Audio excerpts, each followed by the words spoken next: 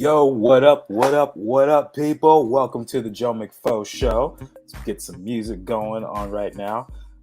So some of you may notice it's a little dark, and that is because we got this brand new little, I don't even know what to call this light fixture thing with a sign, light sign.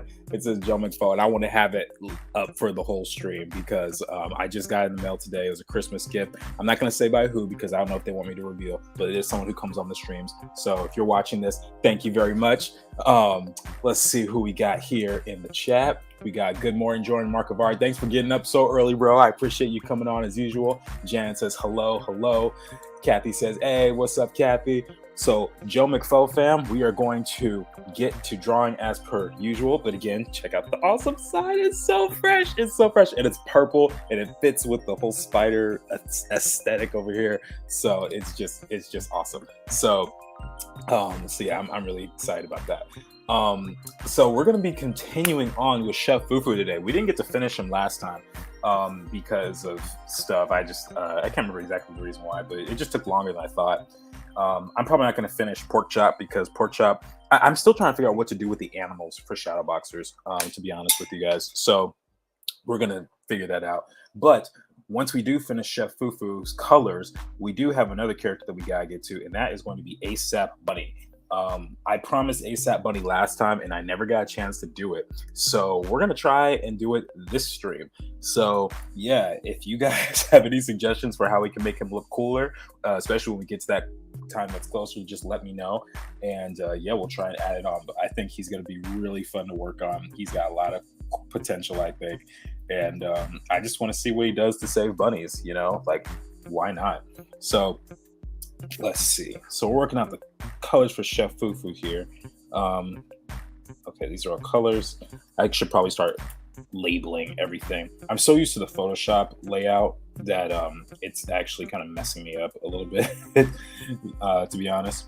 And so as I'm looking at this drawing a little bit more closely, I'm seeing that his eyes are a little bit off too. So I'm going to take a moment to ignore the color for just a second, and then I'm going to just isolate this eye and just move it up slightly. It was on a slightly different plane. It's a subtle thing, but it's one of those things that I notice. So okay, that might not be enough. Let's try this again. Yeah, and I think it's also a little small. Now, typically when you're doing a 3/4 head, one head is going to be a little smaller than the other, but this one feels a little too small, like it doesn't belong on the same person. And I think that makes a big difference when you're drawing something. And then we're gonna take this and what was I inking with last time? I guess it was this one, the real G pen, maybe. I think this was it. Okay, we'll work with it. And I'm just going to give a little bit more definition to his nose. Oh, wait, no, that doesn't look good, actually. Let's try something else.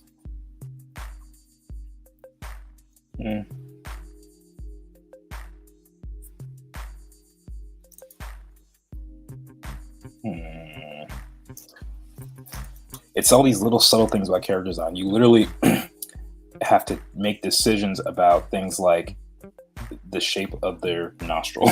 It's like, is this going to help support the character or not? And it's always very tricky. Amara says, hi everyone, best day ever for me. I made $50 per kid babysitting 5 kids, made off like a bandit, just like my good old high school days, charging $20 per kid. Hey, that's awesome. Congrats. I know that's not easy. Taking care of 5 kids at the same time. It's hard enough for me to just deal with some of the kids in my church every once in a while. They're so fun, but there's a lot of them. and they're not even my kids. I'm not babysitting or anything. It's just like when I'm at potluck or something. And they're just always like, Jordan, can I draw on your iPad? And every once in a while I give in. I'll be like, okay, that's fine. And sometimes they're like, nah, not today, guys, not today. And then they'll run around for like the rest of the day if I say no. But they're so cute. Sometimes it's hard to resist. You know what I mean? Okay, so we got that. Looks better to me already. That looks better. So, all right, so let me also fix this beard up just a little bit. It needs a little bit of a trim in a couple areas, especially right here. This feels a little too flat to me. So what I'm going to do is I'm going to select that and I just wanted to fit with the curve of his actual face. We're gonna do the mesh transform. Let's see if we could just get it to be a little bit rounder. There you go. I'm still trying to get used to Clip Studio, guys. It's so great at certain things, but I'm also just a little unfamiliar. And I tried to make it as close to Photoshop as I possibly could, but yeah, it's just one of those things where it's a little tricky. But it's all good. Anyways, guys, for those of you who are on the stream, please like the video. If you're not subscribed, please subscribe. Spread the word for the Joe McFo Show. I actually had a big boost in subscribers the last couple of days because I've been posting shorts, and some of my drawings I posted on TikTok and my Instagram, it didn't go anywhere. And then all of a sudden I posted on YouTube and I get like 6,000 views in a day, like, which is insane for me. I've never had anything like that. So the word is spreading, which means we'll get more of a Shadowboxes audience and everything. So I'm super excited about that. So yeah, please like the video, share it with your friends, all that cool stuff, so we can get more people in here. And then another big announcement for Shadowboxers. I have been working on the writing for quite a while. Some of you guys may know I've been working on it for years ultimately, but just this past Friday I finally finished the outline of all 5 seasons of the project. And I kind of treat it like a TV show. So when I say 5 seasons, I mean like 5 seasons of 12 episodes. When it's in webtoon format or webcomic format, it's probably going to be like one episode might be split into like 2 or 3 parts or something. I'm still trying to figure out how that's going to work. But the whole series is outlined. I know beginning, middle, and end. So it's super exciting. And the danger just keeps escalating with these characters, and it's gonna get interesting, if I do say so myself. So your boy is moving. So Shadowboxers is full steam ahead, and we are actively thinking of ways to just make it go a little bit further, like how to promote it, how to get more interest and all that stuff. So it's gonna be good, guys. You don't want to miss it. But what I am missing is Homeboy's eyes. Where the heck are his eyes? Oh, I guess I did it on here. Yeah, so it's just super satisfying to say that, because I've been dealing with this project for so long and I had so many moments of doubt. Those of you guys who are, trying to learn a new skill, like writing or drawing, or designing or something like that, it's really tricky sometimes. There's a lot of things that go into that, and learning how to fight past that is probably one of the best things you could ever do, but I will not say it's an easy thing to accomplish. Okay, so as I'm looking at this, I'm not a huge fan of these colors anymore. Maybe if I change his pants, we're just going to experiment with stuff. Oh yeah, giving him greener pants actually does make it feel better. It's a little bit more cohesive now. Do you guys think? Kathy says, it's about time. I don't think that's, what was I referring to? Oh, I think that was more of my follower counts. So thank you. And then congratulations on the outline. Thank you, ma'am. It's actually not just the outline. I have a series Bible that's 111 pages for it. And so it's a lot longer than most people think it is. But, trying to put that together alongside the rest of this world, thinking about the politics, the lore, all that fun stuff that makes world building unique and fun, that was the biggest challenge of all. So, I'm sorry, excuse me. One of the things that I've noticed, that's not fun. It's not what I meant to do, but that's fun. One of the things I've noticed with a lot of people when they're writing stories is they'll put so much emphasis on world building that they don't put as much emphasis in the story that they're telling. So one time I was actually talking to a friend who was building their own world. I don't know if it was for D&D or something like that, but I was like, what's your story about? And then they just proceeded to tell me all of the things about like the type of money that they have, and like the abilities, and things. I'm not saying the abilities and money don't matter, but it was things that were not essential to the story. And it was really kind of a slog to listen to, and so unfortunately I don't remember anything about it. But I just remember not being super excited. And I noticed that trap happening oftentimes. So for those of you who want to write your own stories, I totally implore you to do it. Do whatever feels right for you, but also you want to consider how to connect with your audience, because it's really the characters that are what's going to draw people in. No, I mean, yeah, I know what I mean. I'll take that silence as a yes. Of course, y'all are all on your whatever iPads, phones, computers, whatever it is. I'm curious, what do you guys watch me on? No, I'm thinking about it. Like, you guys watching on your phone? Do you guys watch on your computer or your desktop or your iPad? I'm very curious now.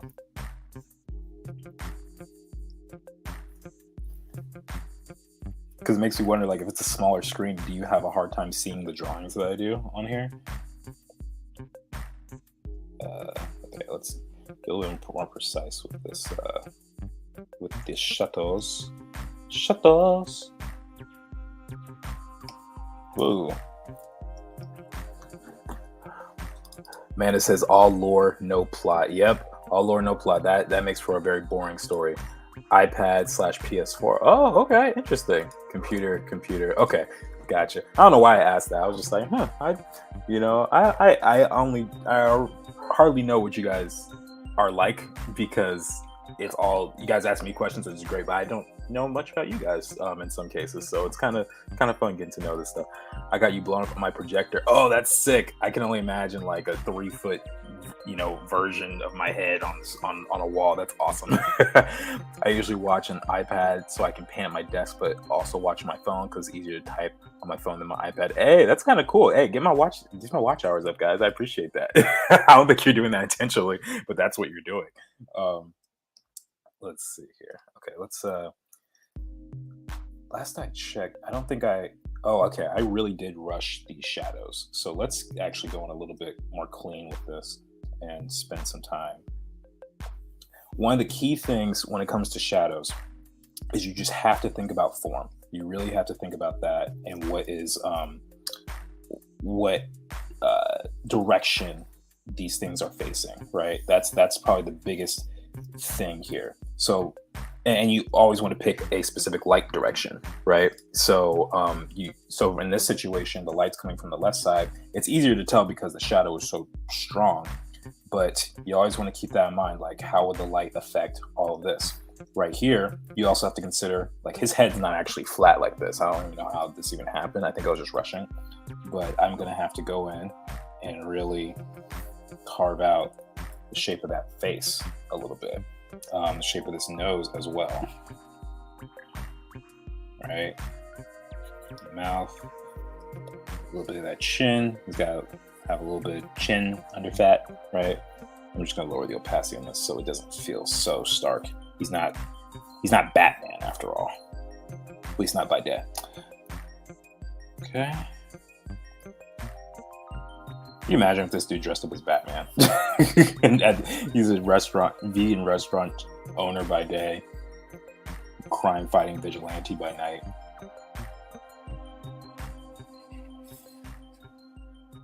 I think a spinoff is just writing itself at this point for him. What if Chef Fufu is like the very first character who gets his own TV show based off of YouTube comments? That'd be so awesome. Laptop here. Yep, think about the contour of the figure. Yep, gotta think about the contours, think about how things wrap around. It's a little more simplified because he is a flat 2D character. Like, I'm not worried about value so much. I really just want to get something that is crisp. So that's my biggest thing. But yeah, that's all I would say. And by picturing where all this stuff is, it's easier to be consistent. Right.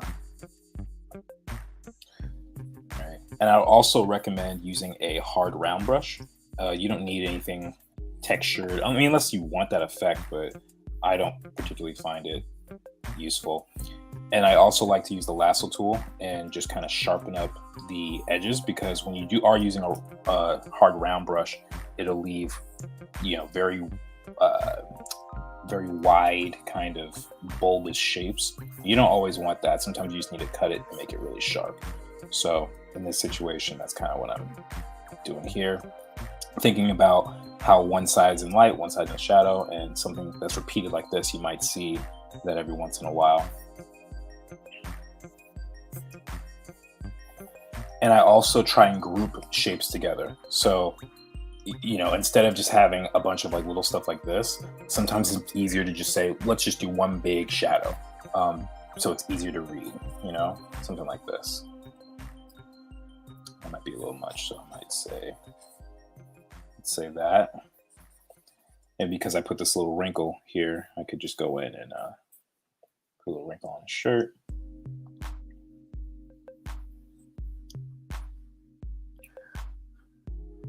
Okay, what's this?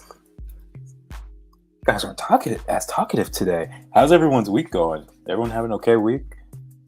I know that is December now. Is everyone just like tired of Christmas music already? I'm curious. I haven't heard any Christmas music yet in the stores. I just came from Target like an hour ago, and I didn't hear any Christmas music. Of course, I was a little preoccupied because I was like, I gotta get home because I'm hungry and I gotta stream.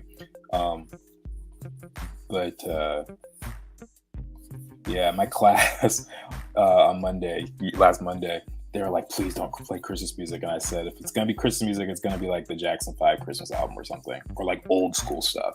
And to be honest with you, one famous song that I've never actually listened to in its entirety is that Mariah Carey, All I Want for Christmas Is You. I've only heard snippets of it. I've never actually heard the entire song. And I know it hits the charts every single year at this time. And I just find it funny. I'm like, yeah, I don't even know what that is.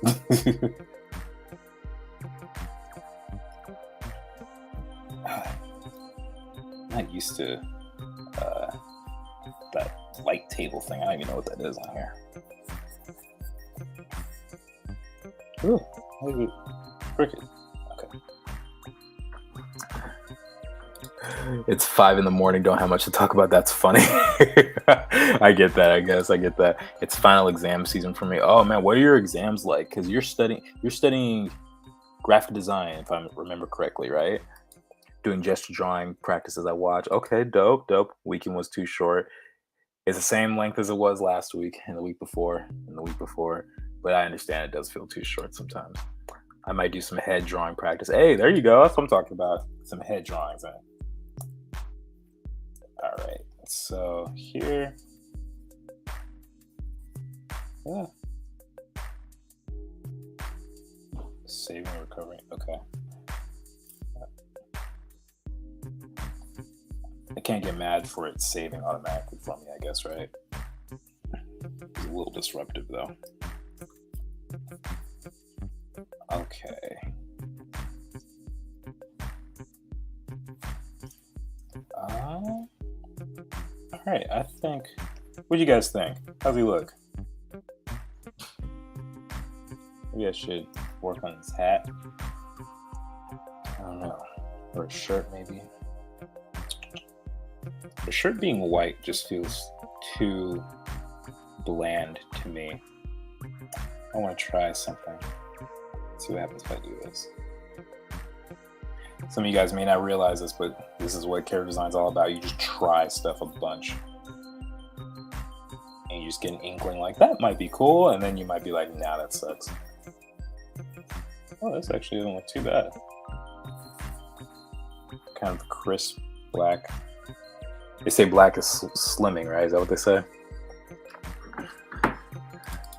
I'm better now. I have days off. Sister and brother-in-law visit, so we exchange gifts. She gave me cookies, and I gave her a painting I made. Always worry family says they like my art just to be nice. Oh, that's unfortunate. I'm sure that they do like it. And quite honestly, what other people think about you or your work is really none of your business. And I say that to myself because I often worry about what people think, and I get, I see my stats on my social media and stuff, and there's always a critic out there. But the less you depend on what other people think, the better it is. And I'm slowly practicing that. That's part of the reason I'm doing these streams, even because I started going like, you know what? If someone doesn't like me, who cares? They're not welcome to my stream if they don't want to be here, So it is what it is. But I do understand that frustration or that feeling. I'm working on an oil painting. It's commissioned, so I'm not having fun. Oh man, what's the painting of? I'm curious because I know how commissions are. It's sort of, I mean, it's basically a job essentially.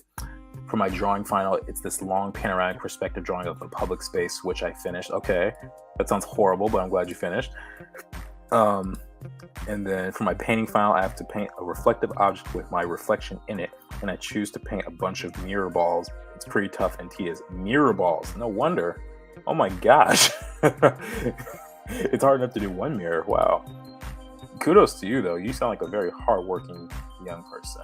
And then I have art history, final exams, and writing projects. Oh man, I don't miss college life. I do not. I gotta hand it to you. Like, and it wasn't that long ago for me. Like, I was in college not that long ago. But man, I don't really miss that aspect of it. What do you guys think? Do you think he looks better in the black shirt or the white shirt? What do y'all think? I kind of like the black. It's slimming for him, you know?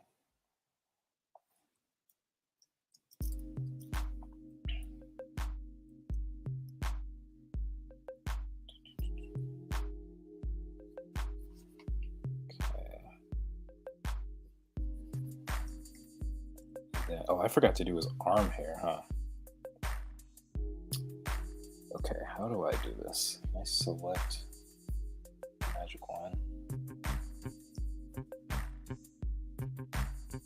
Oh, I should have done this on a different layer. Matter of fact,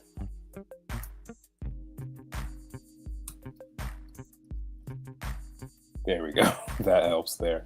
And then let's do it here as well. Yeah, when it comes to stuff like this, it's always best to do on a separate layer. I was just being a dum-dum and didn't do it.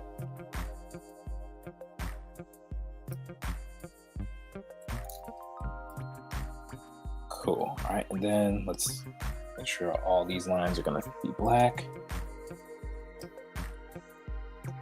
Okay. Clean this up real quick.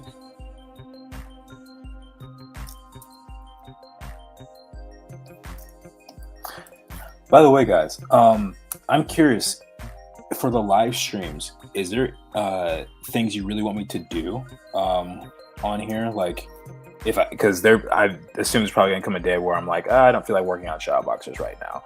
That doesn't happen often, but it might. And some you guys might be like, I'm kind of bored. So you guys want to see me like draw superheroes or do like a figure drawing or something like that.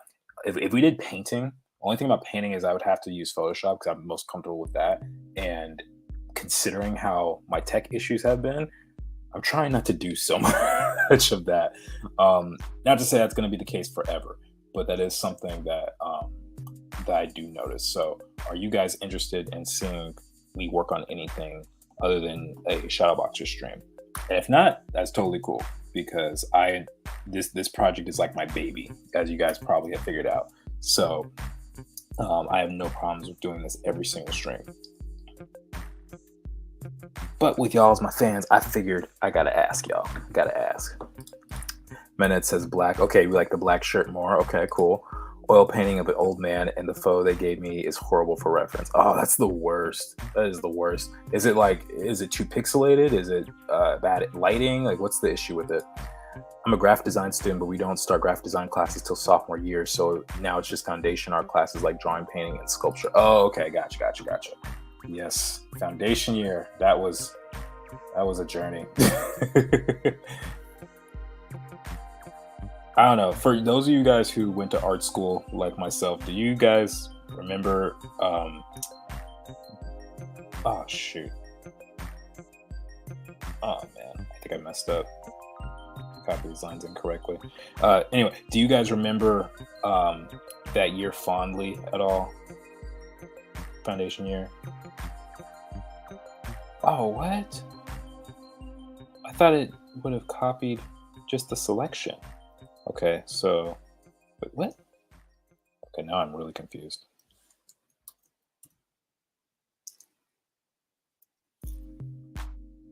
What in the world is going on here?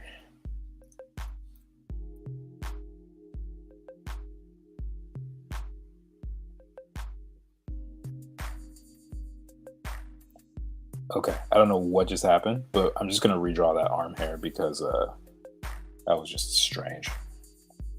All right, let's get that real G pen.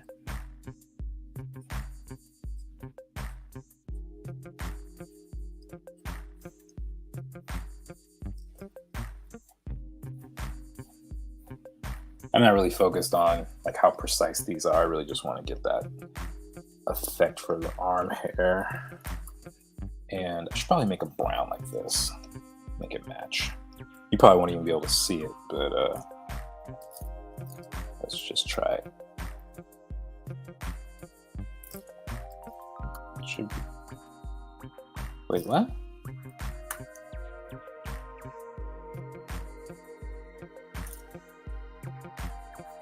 I promise you, this is acting so strange right now. All I'm trying to do is color the arm, and it's gone. The layer is gone. What? Could not use. There's nothing in the process anymore. Did I delete it?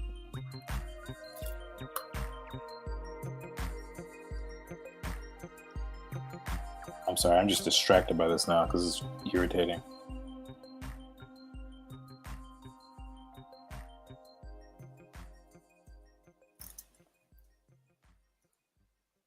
Okay, I genuinely don't understand what's happening here.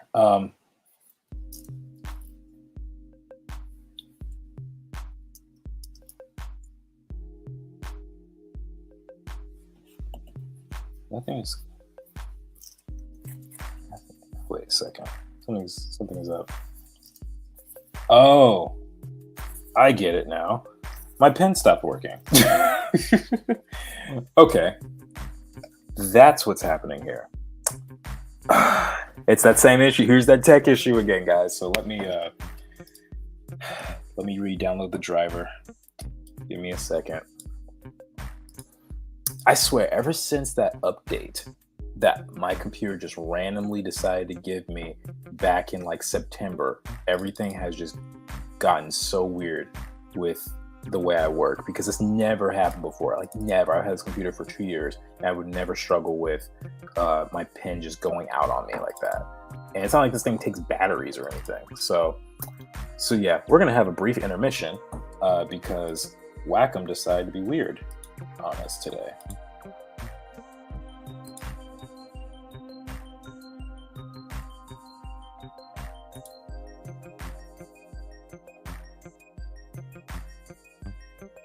That explains it wasn't me. This is why you choose PC, Jordan. Get out of here, dude. Get out of here with that mess. I don't need that.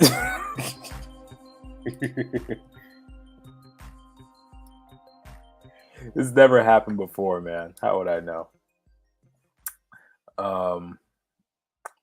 Let's see. Man, it says poor lighting. It's a photo of a photo. It's in black and white and it's pixelated with a photograph. Why didn't you ask for a better photo? Was there really nothing else that they could have given you? That's awful. I'm so sorry. Even Jan's like, wow, that's terrible. Amanda says, asked my graphic design teacher was like 90 years old and didn't know how to use Photoshop. We do everything in his class. You know what? I had a pretty bad design teacher as well. I remember his name, he's passed away now, so I can say his name. His name was Ted Weller.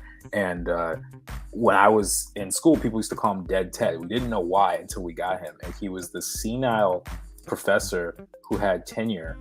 And he would literally forget how to read like stuff in class. Like he'd be giving us our assignment and he'd read the same line, I kid you not, 4 times in a row in the same sitting.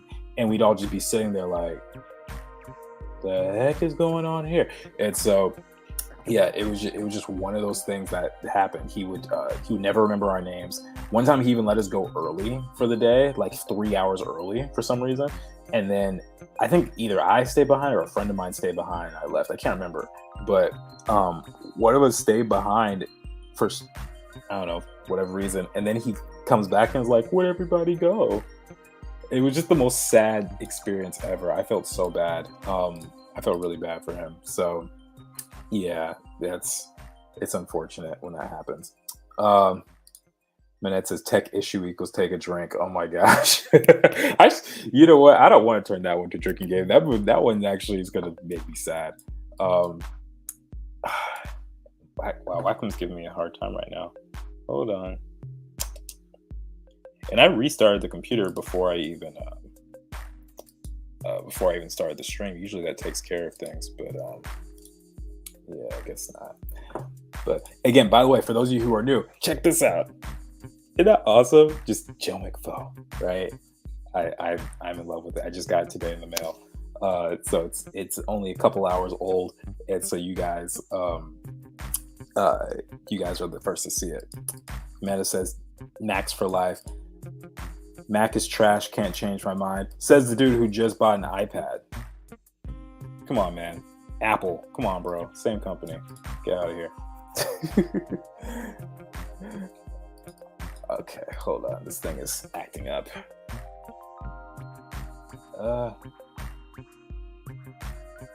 You know what I need? I need to make like a commercial break for moments like this. So it's not just like me like looking focused on my thing. Because there's nothing I can like show you guys right now, except, I mean, if you guys want to look at my posters or something, like I got some Spider-Man stuff. I got 3 Spider-Man posters right there. Oh, okay, that's where the drink comes in. That's where the drink comes in. This is water. Mark says, are we having tech issues? Yes, we are having tech issues. We are indeed.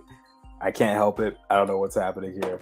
In the debut of the cool light and everything, if Samsung had Procreate, I would use that. Dude, if you have one more bad thing to say about my pain right now, I'm gonna block you. Like days of old, #nostalgia, and iPad's different than Mac. Okay, man, I'm about sick of you right now. See, I might cancel our drawing hangout just because of you now. Oh man. Okay. Let me force quit this thing. Alright. I think the program just froze for a second. Let's try this again.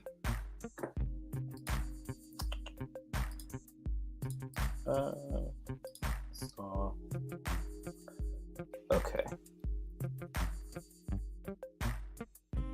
Alright. It's installing now. Alright, we should be good in just a couple minutes. For now, I'll read your comments. Christian says, yo, what's up, dude? How is your character designs coming? I am very excited to see what you guys produce tomorrow. Christian is one of my students, so thank you for coming on. I appreciate it. No, I'm excited. Zethric's just laughing. Ha, ha, ha. Laugh at my pain. You know, there's going to come a day where you ask for help for something. I don't know what it is yet. You ask for help, and I'm just gonna laugh. So hard. That's fair. I don't know if your tech issues would allow you, anyways. You know what? Get off my stream. I don't want your watch hours. Anyone watch that trailer for Cocaine Bear? Yep, real movie. Wait, what is this? What is this Cocaine Bear thing that you're talking of? I have no idea what that is. Okay, installation was successful, it says. Let's see if that does it. Let me just check before I put the camera on, y'all. Hold it up. All right, we are back in business, y'all. So thank you for that intermission. See, Zethrix, we got it all worked out. All right, so we're good now. I don't know if I like the blue eyes on him. Maybe, let's give him green eyes. Maybe that'll fix it. It's not like I don't have another character with green eyes in this world anyway. But something is weird. I'm trying to figure out, why is it not... Something is up with the way it's selecting the color.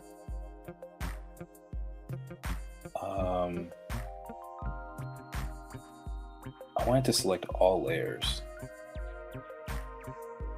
Ah, there we go. That was the issue. Okay, cool. Man, Clip Studio is a finicky program sometimes, but I'm trying to fall in love with it, but it is finicky. I'm not going to mince words on that one. All right. Whoa, that's not what I want. Let's do this a little darker. Turn that saturation down a bit. Yeah, there we go.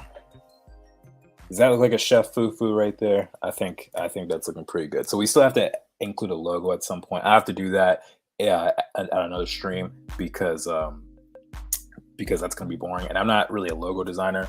But yeah. Anyway, we're gonna move forward. We're going to be done with Chef Fufu for right now, and we're going to move forward to ASAP Bunny. ASAP Bunny is a character I've been looking forward to drawing, and now we finally get a chance to like really work on him. So first thing I'm going to do, I'm just going to grab this one little, it's not a plugin necessarily, it's like a little PNG I made that will help me with drawing my characters quicker. And it's this little 8-head cannon chart. It shouldn't have opened on a different page, but let's just try this. Is there a way to duplicate layer? Okay, I guess not. Let's just do this. Good enough. All right. Yeah, so I did this purely because I'm too lazy. It basically, if you guys don't know, it's the 8-head cannon is a way to measure the figure. I actually have some videos up on my channel on it. So if you go down, it's some of the earliest videos I ever did. And basically all it does is it helps you to like plot out where the figure is going to be placed. So what we're going to do here is I'm going to just get that in like that. There we go. And I'm going to lock this layer as well. So yeah, ASAP Bunnies. From what I remember, ASAP Bunny is a man who just simply likes to save bunnies. That is his whole purpose in life. So what we're going to do, we have a really rough sketch of him here, but I'm going to tighten up this drawing a little bit, and we'll see how far we get. We will see. Let's take this and lower the opacity there. All right, let's see. They're okay. I'm finishing my C3 work, and I'm going to finish it. There you go. That's what I like to hear. Zethrix is crying now. Grammar check. I'm not a grammar Nazi. Don't worry about that. You're good. It's a movie based on a real event. Apparently, a bear got a hold of cocaine in the 80s, and now they're making a movie from it. What did he do? Was he selling 8 balls in the corner or something like that? Was that what was going on? He just got really high and just passed out. Like, how do you make a movie out of that? I'm just curious. It sounds like it would be a really entertaining like news article or a news media segment, and then they would just end it. So I'm curious. OMG, that poor bear used to work in a vet clinic, and sometimes we'd have people bring in their dogs because they didn't realize dog got contact high. Dogs were fine, just kind of out of it. Oh my gosh, that sounds bizarre. I'm sorry. I probably shouldn't be laughing at animals' pain, but it is kind of a bizarre story. Like, you can't take that from me. All right, so what we're going to do now, let's take this brush, and it's going to be good. No, I forgot that brush didn't work well in this program. So let's try this. ASAP Bunny likes to save bunnies. Okay, so what I'm going to do here is I'm just going to have lots of kind of square shapes. We're going to make him look kind of like a superhero, like an urban superhero. And matter of fact, I probably should get some reference. Do I even have reference in here? I guess I got rid of it. Maybe. Let me see. What do I have?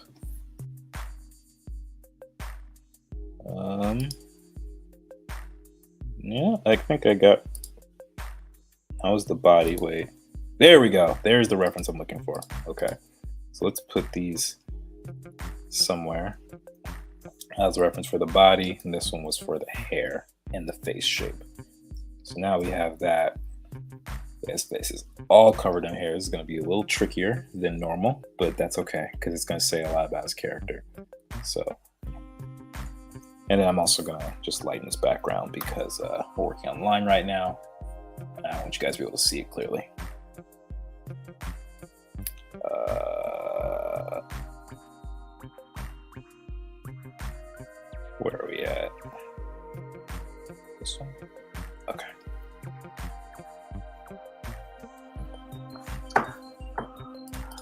What does he save bunnies from? That's a good question. I don't know if we ever answered that question.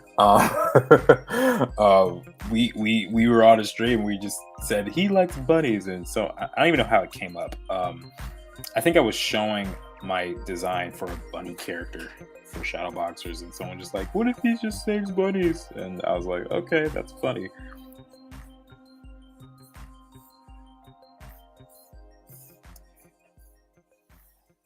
Like, and the reason I like this character just as a concept is because it's so bizarre and it feels like the Shadowboxer version of the Cabbage Merchant, you know, or those three guys in the bar at Cowboy Bebop who show up in every island or every planet they go to. There's something about that that's just a really fun idea to me, even though it doesn't fully make a whole lot of sense. But that's something that I'm okay with. I kind of like that kind of wacky charm. You know, I don't think everything needs to be serious all the time. Okay, so gonna get those serious shapes for the eyes here. He's got some like Dwayne Johnson brows, I think. You know, Dwayne Johnson always go like, you know, I don't think I can do it as well as he does. It's part of it's because it's thin eyebrows. He's got really thin eyebrows, but they are so expressive, you know. The bear died in real life, but the movie has the bear going on a rampage, I think, looking for more cocaine. Oh my god, it looks really campy. Oh my goodness, he's going on a rampage for cocaine. How do you pitch that? Like, can you imagine being a Hollywood exec and hearing that as a pitch? Like, I got this great idea, man. You know, it's this bear, but he's based off a real bear from the 80s and stuff. And then he finds some coke, and he gets high, and then he goes on a wild rampage because he's high, looking for more cocaine. Like, how do you pitch that? You know, if anyone has any ideas, I'm open to hearing, because that is so wild to me, you know. And I don't know, it seems like something Seth MacFarlane would pitch, to be totally honest with you guys. That it sounds like a Seth MacFarlane production. I'm sure it's not, but that's what it sounds like. Okay. Getting the curve in the lip, trying to get him to look nice and strong. I don't know how old he is, but I'm imagining him to be like mid-20s, like 26, 25, somewhere around there. So he's going to be pretty chiseled, I think.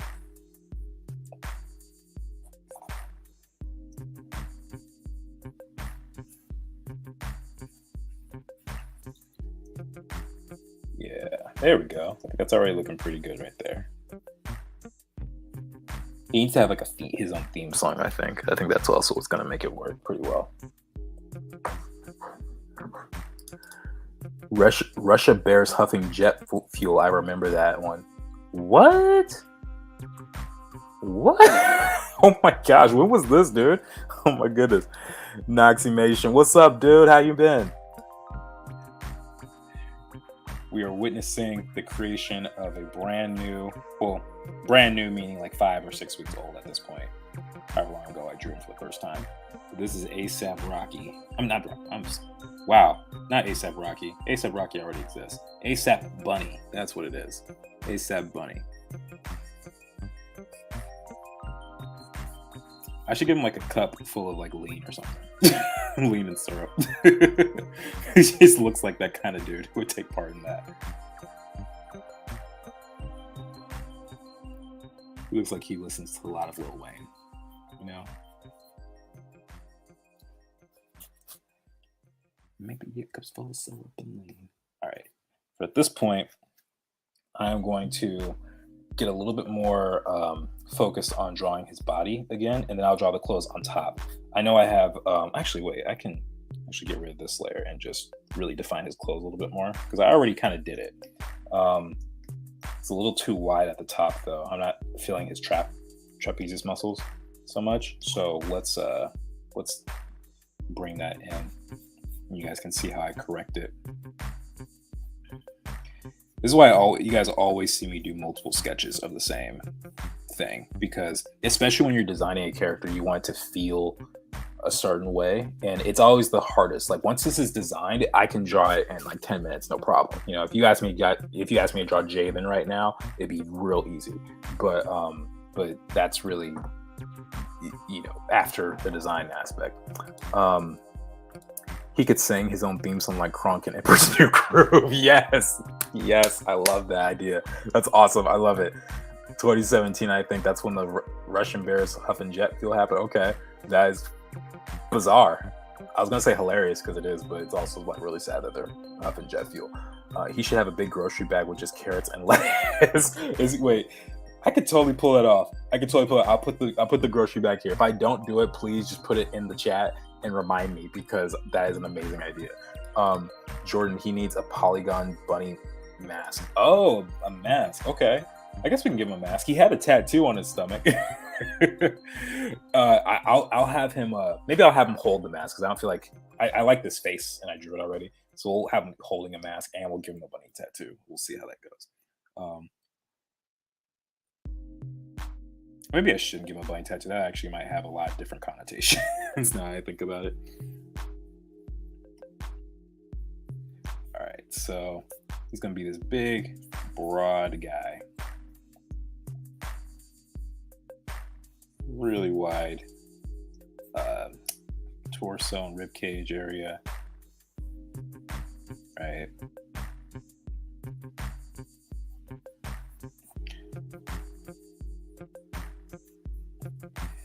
And my goal is not to be like have the cleanest lines here like I did for Chef Fufu's design. Where'd he go?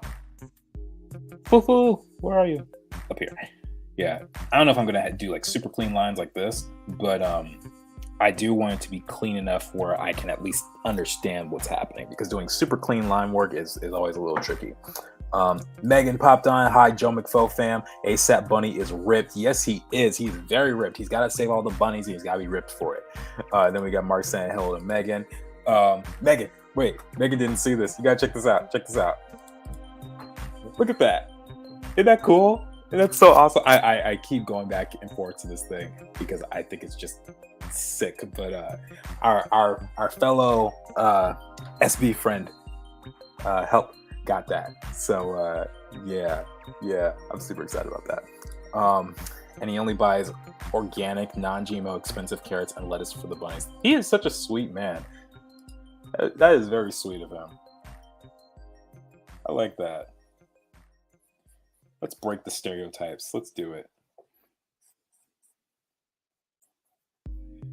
Even though I totally stereotyped him and said that he probably only listens to Lil Wayne like 45 seconds ago. All right. Let's get the buff guy for reference. Okay.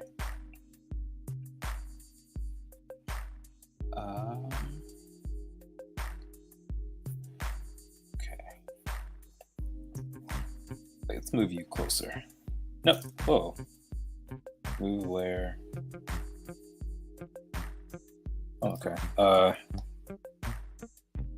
Where's the freaking layer? So, there we go. All right. Clips Dude's giving me some growing pain. Got some growing pains with this. Don't worry, guys. He's not going to wear Speedo as his superhero outfit. He just needs some draws for this. That's all.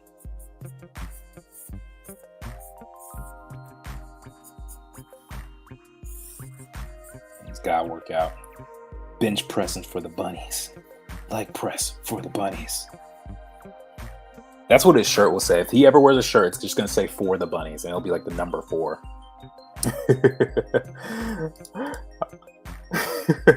Kathy and Megan, that is so cute. Let me see.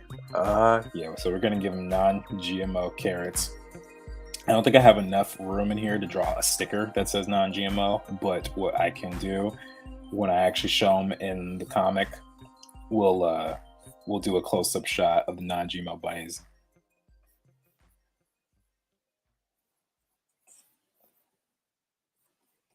By the way, did anyone answer the question about what kind of streams you'd want to see if I did not do a Shadowboxers related stream? I don't think if you guys put an answer and I didn't see it, please type it again, because I'm curious. I'm very curious. I'm polling you guys now. Want to do it for y'all. Oh, y'all.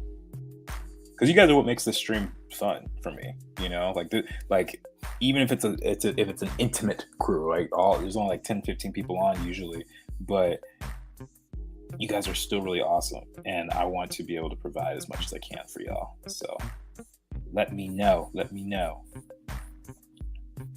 Okay. So he's buff here.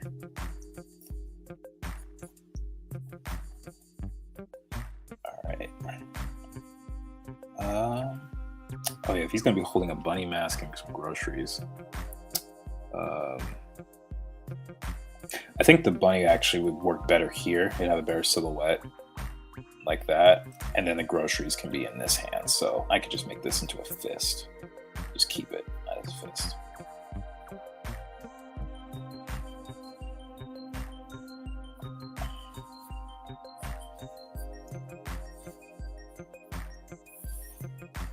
Whose idea was it to even name him this? Was it?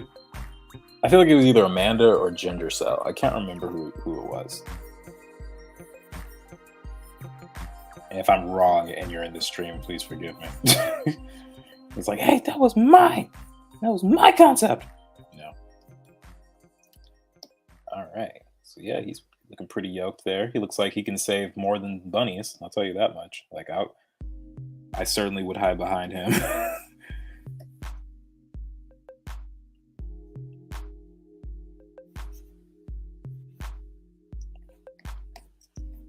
Okay, let's get those legs looking right. And the feet a little short, so let's just fix that real quick.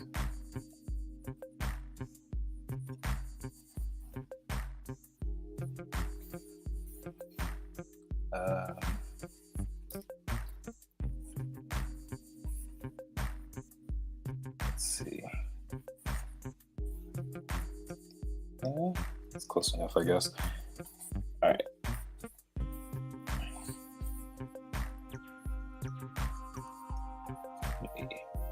Put a little bit more of a curve in that lower leg there. I was looking a little stiff.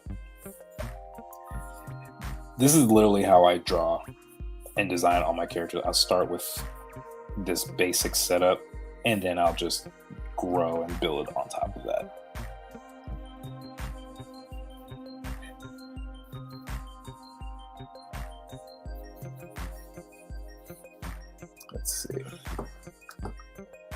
Let's see.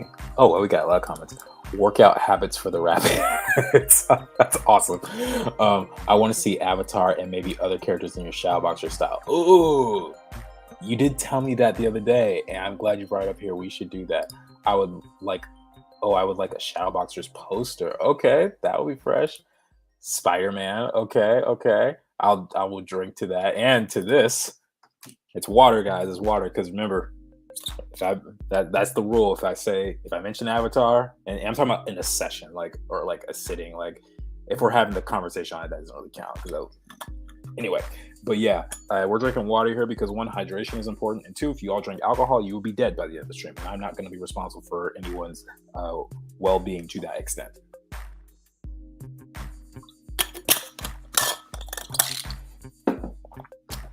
Let's see.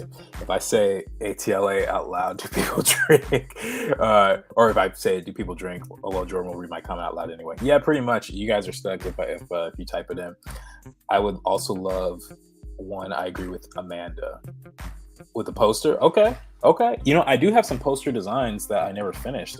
Here, let me see. Let me go to my folder. I have. Yeah, let's see what we got here. These are old too. These are from 2020. Okay, so this is before I had a lot of stuff. We got Javen, Aletha, Ishnu, Ghazali back here. We got another version of that. Oh, this is the one I was going to show y'all. Yeah, so we got a couple different versions. So I'm curious. You know what I'll do? I will make a poll. After this stream with this image, either today or tomorrow or something, and you guys can just put the number down of which one you want to see. Actually, I did do number 8 though. This one is complete. I did this one. You guys can see it on my Instagram, but all the others are open. So, and that's a really good idea. So I will totally make a poster for you guys. You could have the mask sticking out of the grocery bag. I could do that too. That's not a bad idea. Haha, yeah, I would mind some ATLA fan art. Okay, Avatar fan art. He moonlights as a bouncer for Fufu. You guys are the best. I love your ideas. All of you guys are gonna be hired on my writing team. I came up with the name. The bunnies. I did not come up. I came up with the name. The bunnies. I did not come up with. Okay, Amanda. Thank you for reminding me. I appreciate that. ASAP, buddy. I love it. Kathy, I want one for my house and or for convention booths to rep the fam. Oh, that would be cool. Same. I'm getting ATLA art book for Christmas. I'm so hyped. Oh, nice, dude. Yeah, that is so worth it. And they just came out with a new edition. I looked it up. There's only like 8 new pages, and they're at the back of the book. It's like art from the creators and stuff like that. But it's still really dope. It's still really dope. Mine, is it even here? It is here. It's so fragile, though. Actually, wait. Hold on a second. I'll share with you guys a story. Hold on.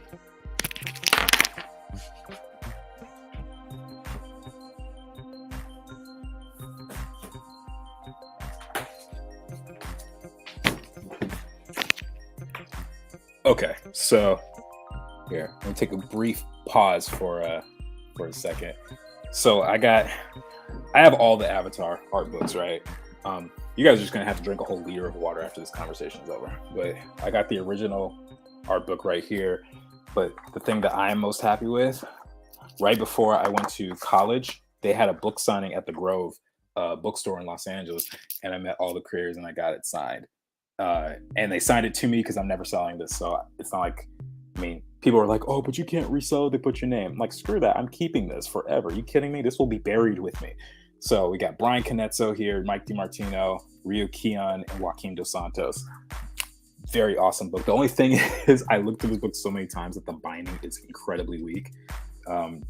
And I've debated buying another version of this just so I can keep this one like in plastic or something, because I don't want that to fall apart. Now, this one I think is really special because when I was in college, Brian Canezzo, the co-creator, came to do a talk at RISD.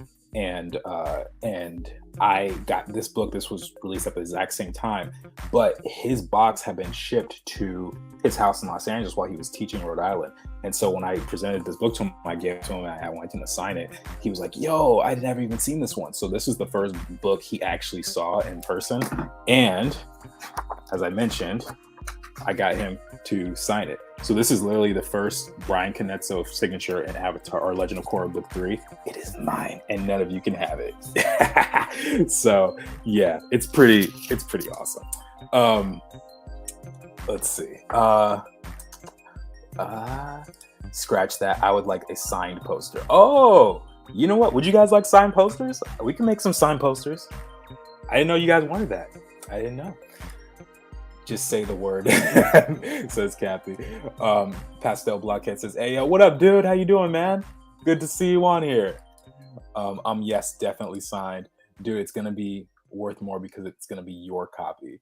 There you go. I like the way you're talking. Jealousy is within me. I will rob you for that book.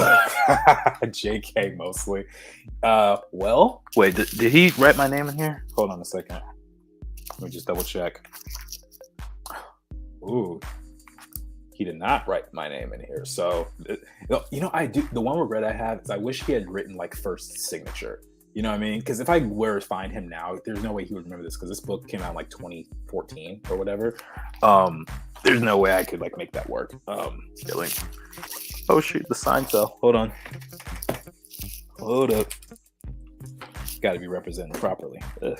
How do we get this? I can't turn to look at it because otherwise my headphones will like stretch too far. Okay, let's see. So it's free game now. I guess it's free game, but you better be ready, man. You better be ready because I'm gonna fight you. Plus, you got to find out where I live. Guess it's not too hard. Los Angeles is a really big city, so I'll leave you with that, and everything else you're on your own. All right, so let's get back to the drawing. That little intermission. Let me see. Do I have other posters? Other sketches. Okay, I think these are just documents of the same thing. Oh yeah, here's the poster that I talked about that I finished. Except the only difference is the big Shadowboxers logo here and my name as well. I think that's another document. Oh yeah, there we go. There it is. Um, and then, oh yeah, I never finished this one. This one was going to be one of them, but it's a little too crowded, so I got to figure out uh, how to do it. I think the idea was to have Ghazali kind of faded in the background anyway, so it's not really that big of a deal. But the spacing between these three characters was a little tricky, especially if I have Kayla like fly on her hoverboard and everything. Um, and this one is another version of it. I actually did finish this drawing on a stream, so I bet I could plug that in. And this drawing of Javen's done too. So um, yeah, we'll have to figure it out. We'll have to figure it out. Megan says that one is dope. I'm not sure which one you're referring to, but thank you. I appreciate it. All right, let's get back to ASAP real quick. Okay, so with that said though, maybe what we can do for the next stream is we'll just work on a poster. How about that? We'll start from scratch, and I might even come up with a new idea for a poster design. I can sketch some compositions this week, and maybe we'll do like a vote on my Instagram or something like that. Like do like top 3 that I like, and we'll get a Shadowboxers poster on the next stream. That's probably going to take me a couple of weeks because it's going to have multiple characters in it, whatever I do. Yeah. So how's that sound? Thumbs up, thumbs down. What y'all think? Oh, I love Kayla in that last one. Oh, the one with Kayla with her running. Let me see. Wait, where'd it go?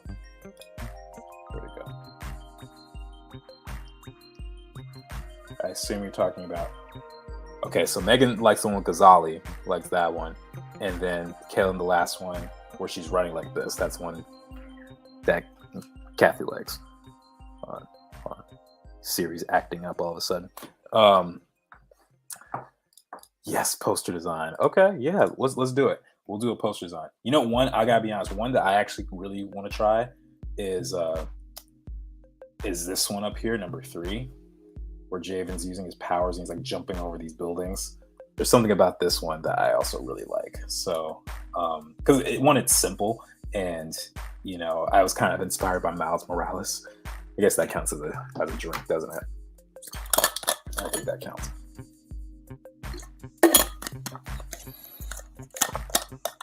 I'm gonna have to start putting 2 water bottles in my room for situations like that. All right, so let's see. All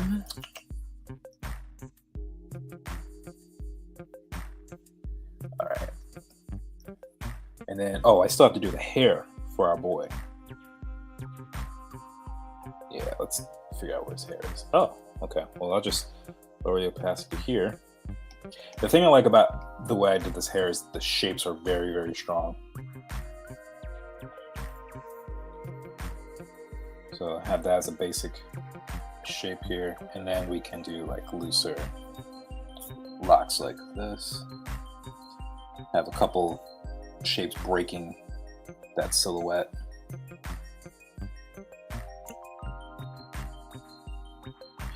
I know a couple of people in here have locks, so if I do it incorrectly, you'll have to inform me so that I can do it right and represent the culture.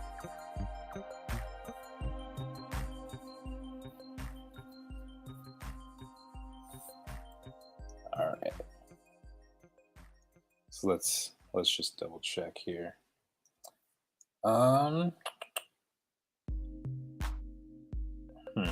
Something feels off about him. I think his head's a little too big. I think because he's tilting his head, I kind of measured incorrectly. So let me I think I had it right in the original, now I think about it. Yeah, he feels a little better here. So let's just shrink his head a tiny bit.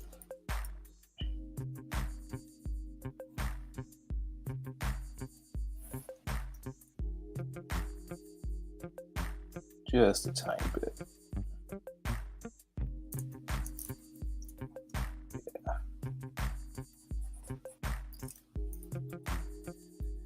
That's one thing, again, you always want to make sure that the figure is looking solid before you really start putting clothes on, because if you mess up at this stage and you start adding all these cool folds and everything, it's going to be a nightmare to clean up. Okay, I think he's looking pretty good. What y'all think? I think he's looking all right. Could probably thicken up his leg just a little bit here, though.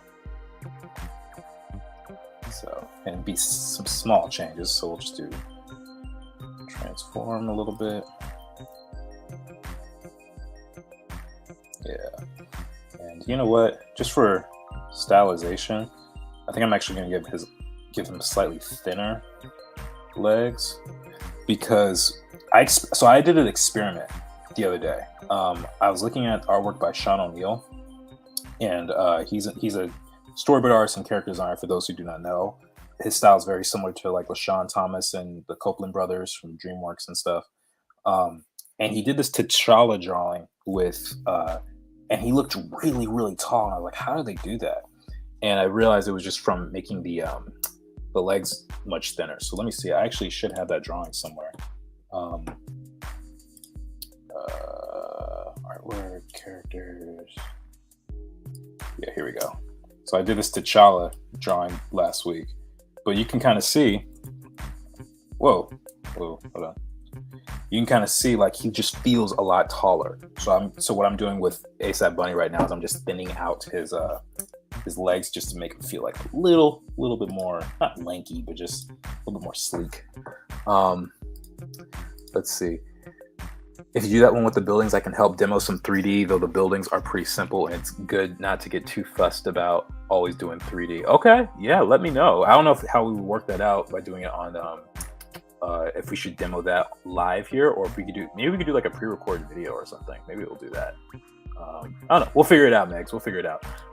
Manette says, sis just sent a video of my 4-year-old nephew showing her how he got a paper towel off the counter and he literally used closed cupboards as footholds. That child is fearless. Yeah, he is fearless.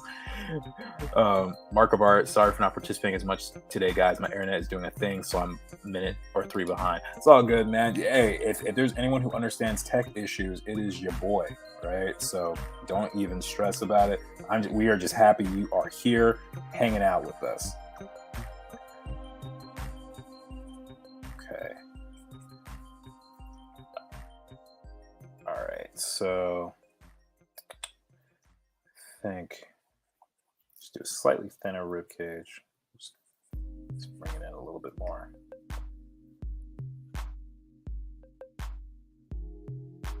And then I think I might need to lengthen this a little bit.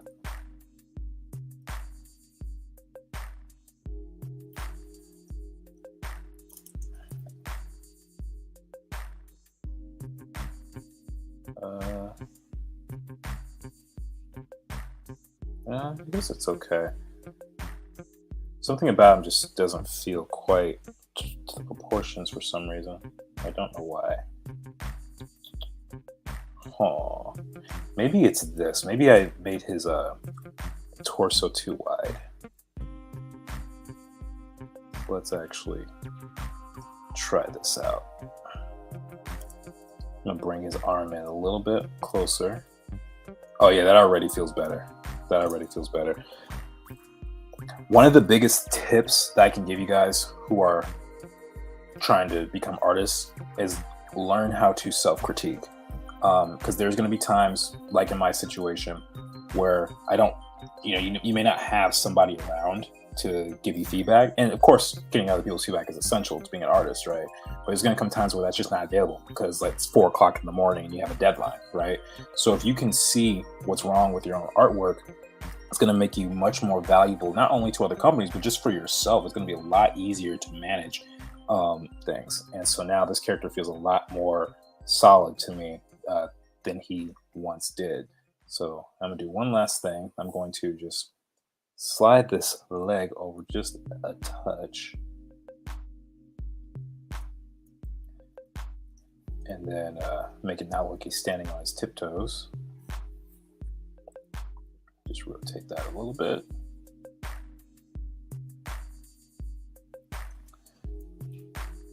Higher than Shaq on his tiptoes. All right.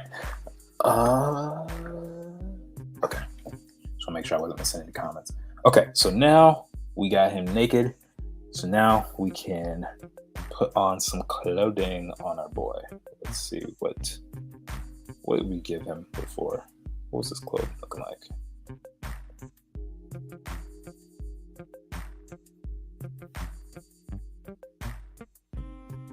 Okay. So he had on a certain type of vest. like a puffy vest with a pattern on it and some jeans and Timbs. Okay, so let's and the bunny tattoo, of course, naturally. So let's move that over. And I don't think I need the reference of the buff guy anymore. The hair I'm still gonna keep.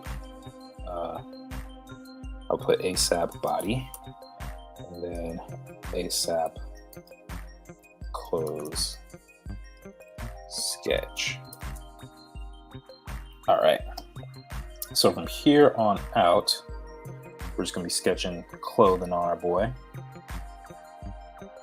And again, this is more concept art. Like, I'm not trying to do whole turnarounds for these characters. You know, it's more meant to be fun and just keep it loose and just see what creative things we can come up with. Okay, so let's get color blue and let's start fleshing this out. Let's give him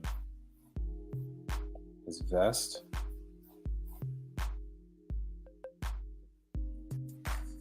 Thinking about the form, right?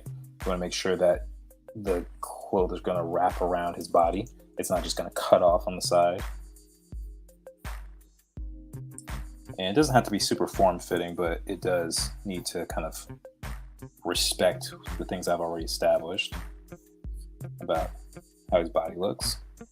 And this is exactly why it's so important to have the body drawn pretty clearly first, because of moments like this, they become so much easier. I know what's resting on him. I know what's not resting on him, and it just makes life so much easier. So much easier. All right, let's give him his puffy collar.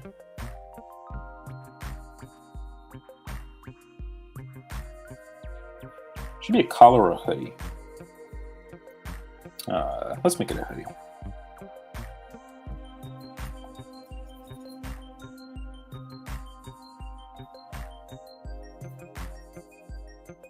There we go. Then he's got, let's see, about here, I would say. Give him his jeans. Here, I'm gonna switch up the music just a little bit because I still need to like reinstall music on here so we're not listening to the same soundtrack like every single day. I feel like a lot of the time when art looks wrong, it actually is a very simple fix. Instead of scrapping the whole piece, it could be as simple as redrawing a line. That's 125% true, because I was actually fixing someone's artwork earlier today, and I was telling him that what ends up happening with a lot of art, first off, you have this scale that I like to talk about. You have the beginner and you have the pro, and everything in between is your progress. Obviously, when you're a pro, there's still levels of growth, but just what I mean by pro is like getting hired at a big studio or something like that, right? When you're a beginner, you tend to make a lot of the same problems. Like your proportions are way off, and then your line weight is crappy, or line quality is bad, or your anatomy's off, whatever these major issues are. And then you have this big old adolescent stage here where your work is not necessarily bad, but it's not necessarily good. And this is the area where people struggle with the most, and it takes the longest period of time to overcome. And I find that the more you can learn to self-critique, the faster you get to that pro stage. So that's what I would say about that. It's essential to being an artist, especially if you want to work in a field where it's like entertainment design. It's super essential that you can get things done really quickly. Okay, so right now I'm just gonna find reference of like baggy pants. Let's see. So I just want to make sure I know how to draw jeans. Oh, this is a small crew tonight. Only got 6 people on. Okay. It's all good. I had a good week anyway. Baggy P? No, not P. Pants.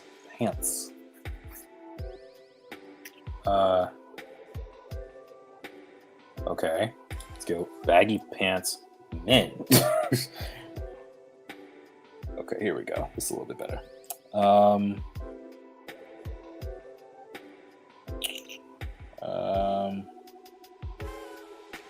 I guess. Oh, these are kind of cool. It's not exactly what I want, but that's kind of cool. Let's put rapper. See what happens. Y'all remember those days when rappers would look like their pants were basically around their knees and it was super baggy, and then they would have shirts that basically were longer than dresses? Remember that? That was a very weird era of hip hop. It's like, why wear this stuff that's so oversized you can't even walk? You know what I mean? Like, everyone was constantly holding up their pants. It was just like, why? What is the purpose of this? And then a couple years later, they went to the opposite extreme where everyone started wearing really tight pants. It was just like, you know, they're basically like nut huggers, you know? It's just a little much. Okay, so if I'm going to give them baggier pants, I actually should probably lower this down a little bit.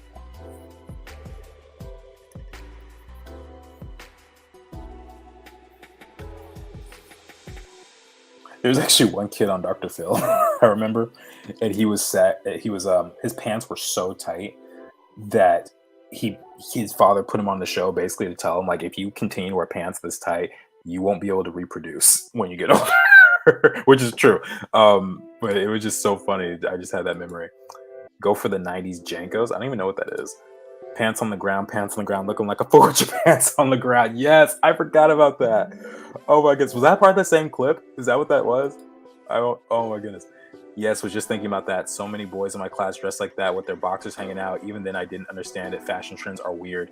Ha ha ha. Nut huggers. Never heard that before. Yeah, that's what they were. That it was literally that. Because I remember my cousin. Bless his heart. You know, he was like, Jordan, because I've never really been super fashion conscious, or like I never really cared that much about that. And so he was trying to get me to sag and wear skinny jeans. And I was like, dude, I can't walk in this, and it's not gonna work, man. Like, I need more space, to put it lightly. And I tried, and I was like, I can't even put them on, man. These are like 3 inches too short. And he's like, that's the point, bro. You gotta sag. And I was like, I won't repeat exactly what I said, but I basically said, you crazy, man. You crazy. Yeah. 14-year-old Joe would have said something a little bit different. But yeah.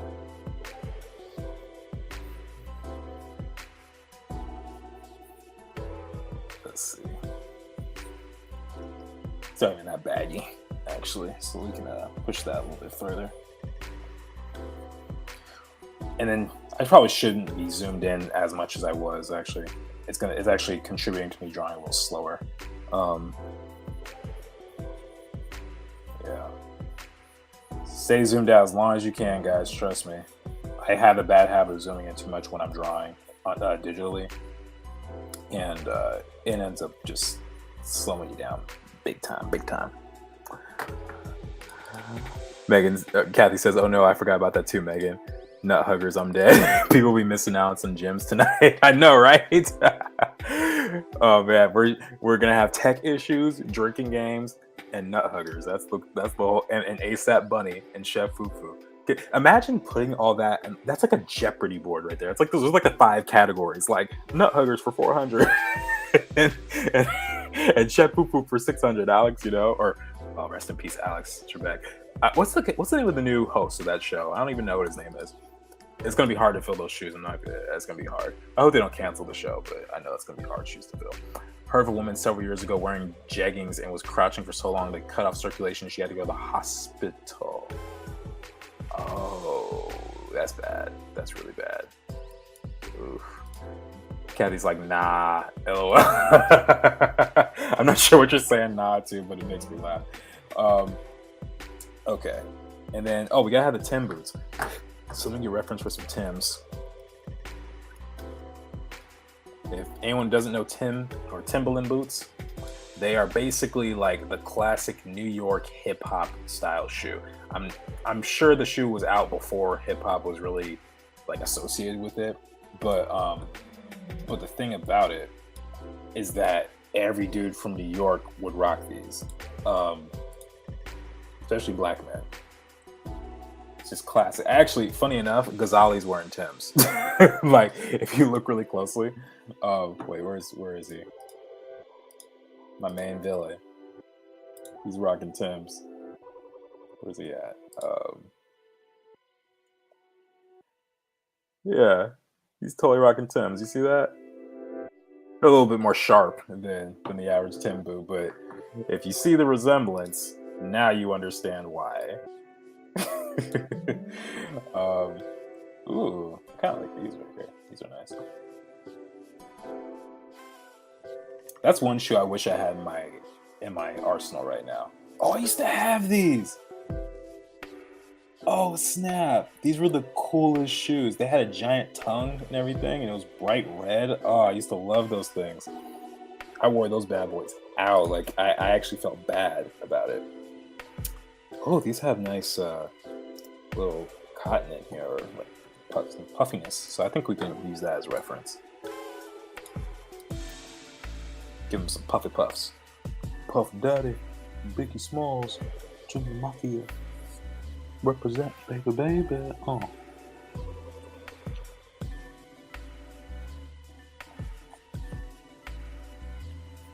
Hopefully someone in here just got what I was referencing. I imagine not many, but hopefully someone.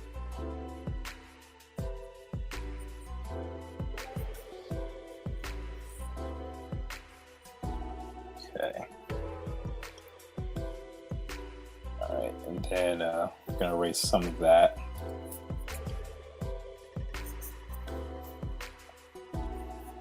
Gotta have the tongue doing its thing. Then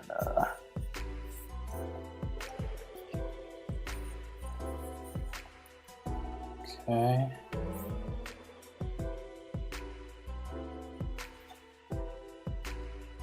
There we go. There's the boot. I actually think I can make it taller. Let's make his boots taller. They don't feel good enough just yet. Yeah, there we go. Because Timbs are supposed to be like, there's a presence when you're wearing these things.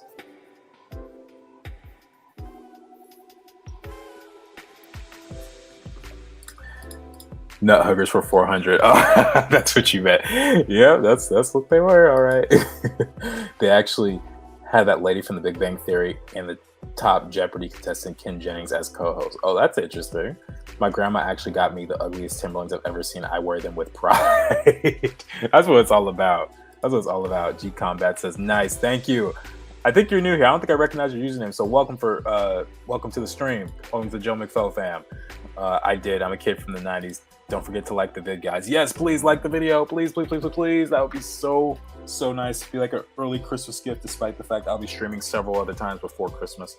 You know, so yeah, it will be a fantastic gift.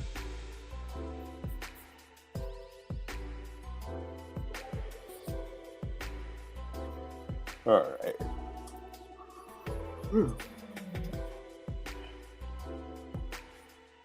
So I'm thinking right now that so I actually do still have to get some personal work done. I gotta prepare for my class tomorrow, so probably won't be able to finish ASAP Bunny today, but I might be able to get most of the line work done. So I'm gonna bank on that, you know. So after I get this sketch in, I'm gonna just jump to line work, and we'll see how that takes, or how long that takes. But yeah, we will see what happens when we get there. But this is definitely gonna be slightly shorter than normal. I usually like to go for like 3 hours or something, but I don't know if that'll work. Okay, and then we had a pattern here, looks like.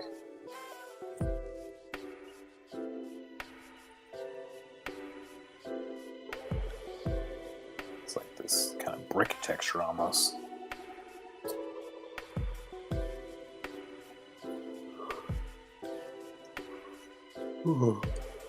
And then, oh yeah, he had these beads on his wrist as well.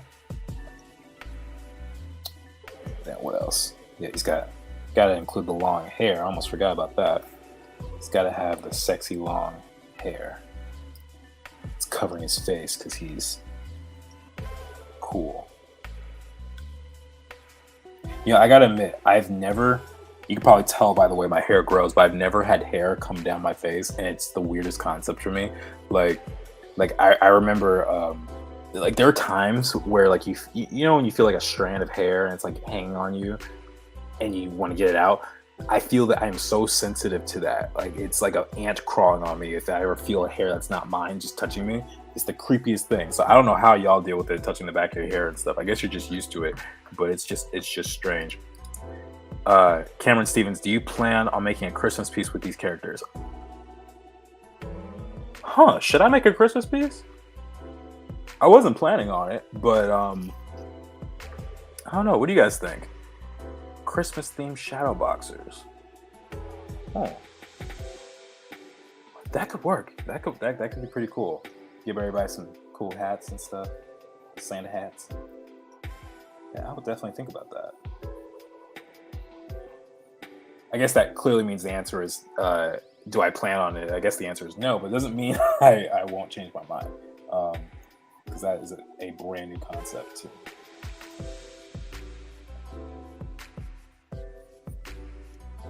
Okay. There we go.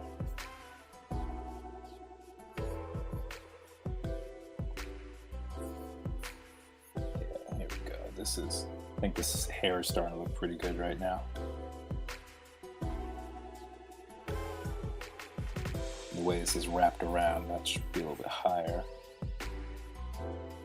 So the way his hair's doing it, it's like the back of it's kind of coming forward like this. I don't want to actually do that because I think it would end up looking confusing as a design. So I'm just going to give him really long locks down in the front like this, just naturally long here.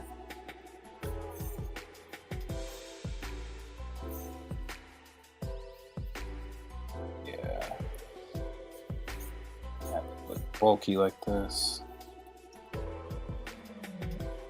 Yeah, I think he's looking pretty good, guys. I think he's looking pretty good. I don't know about this arm right now. This arm looks a little funky. Let's just pull that. I think it's just a little too bent. His arm. Whoa. No, I want the rest of his arm. There we go.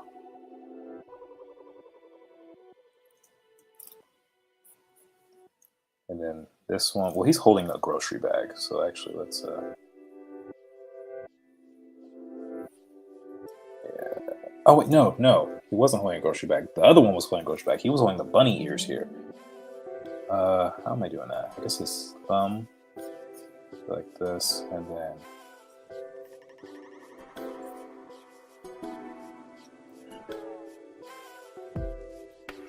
I guess something like that, maybe. I'll have to design a bunny mask apparently now. I guess.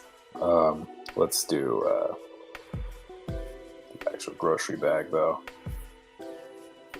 And then we'll have the carrots and all that stuff coming out. Just coming back from grocery shopping for the bunnies. Let's see.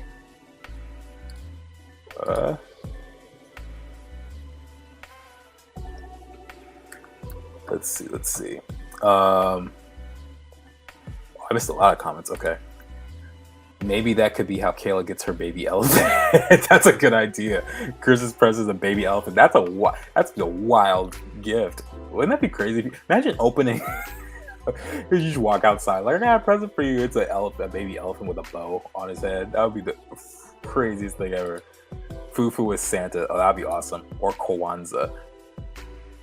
Yes, seasonal SB content. That's actually not a bad idea. I didn't even consider that. So you guys give me a mission. So maybe what we'll do is kill two birds with one stone. Maybe I'll do a poster but make it Christmas themed.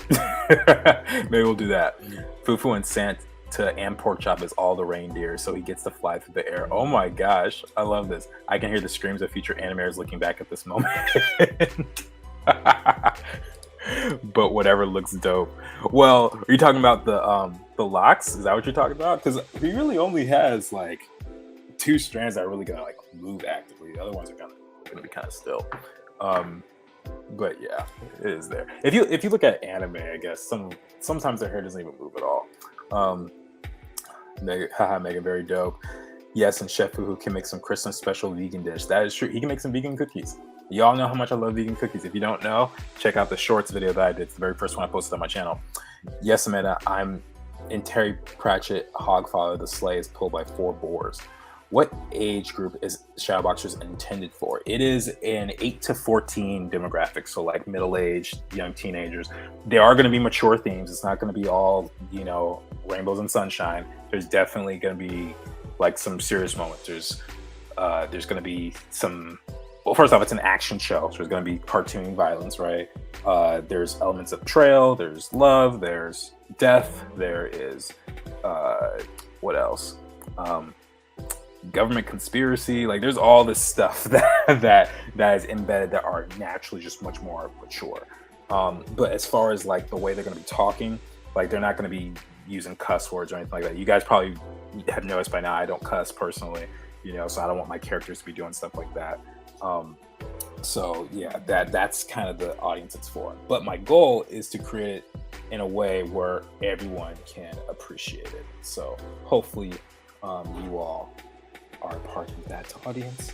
So far, you guys seem pretty cool. I like y'all. Y'all seem to be very, very supportive of this project. And I thank you so much. Making my dreams come true.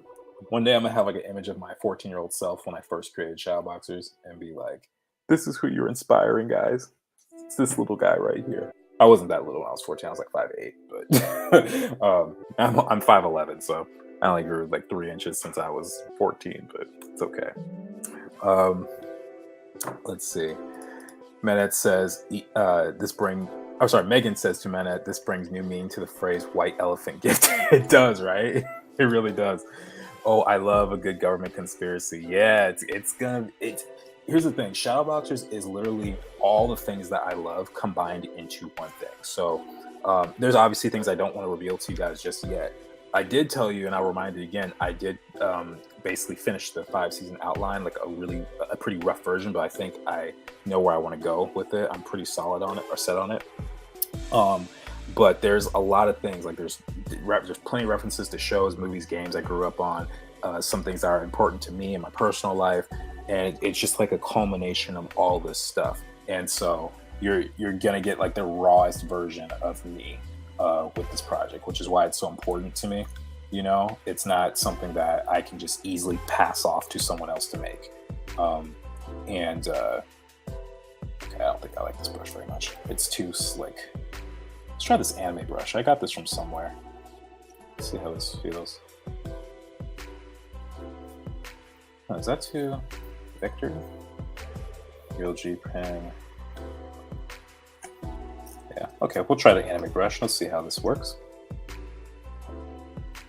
Yeah, but yeah, Shadowbox is definitely going to have some government conspiracy stuff in there because I think it's fun to talk about.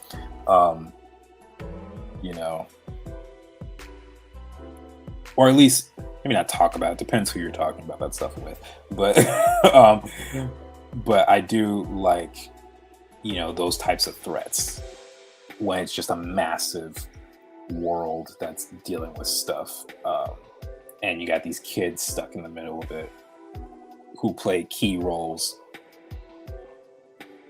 Those are my favorite kinds of stories.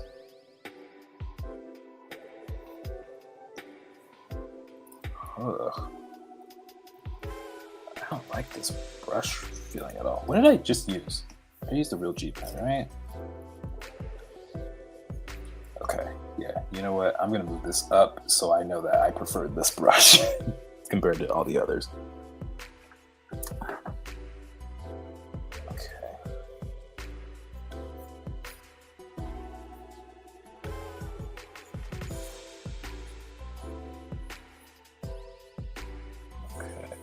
There we go.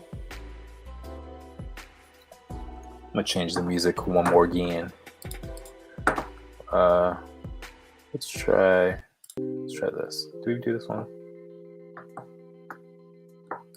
I think we did. I'm done with this painting for tonight. Thought I could alla prima it, but alas, there will have to be layers. Yeah, that's why I don't even mess with traditional painting like that. Painting was always just annoying to me. I really respect paintings and painters, and I want to get better at it, but it's hard to just call it done. Like with a drawing, I can finish it in an hour or so, depending on how tight it is. I'd be like, all right, this is it. That's all we need.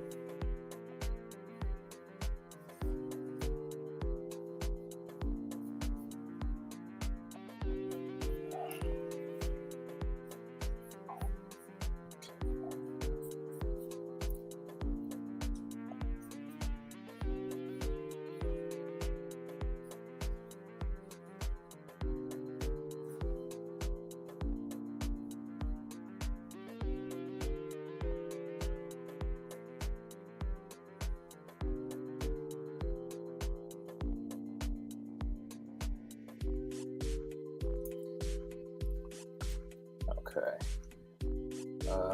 The eyes are two different sizes. Probably slide this one over a bit too. Oof.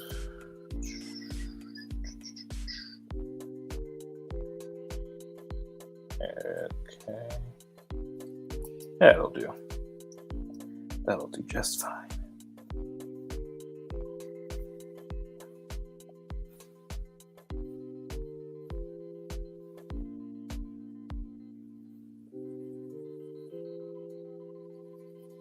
All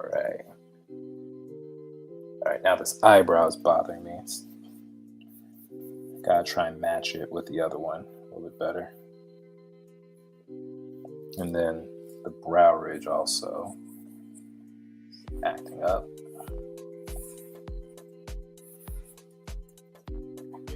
I always start with the head. One, because it's the most exciting, but two, it's also the most difficult to get right because it's the first thing people will look at.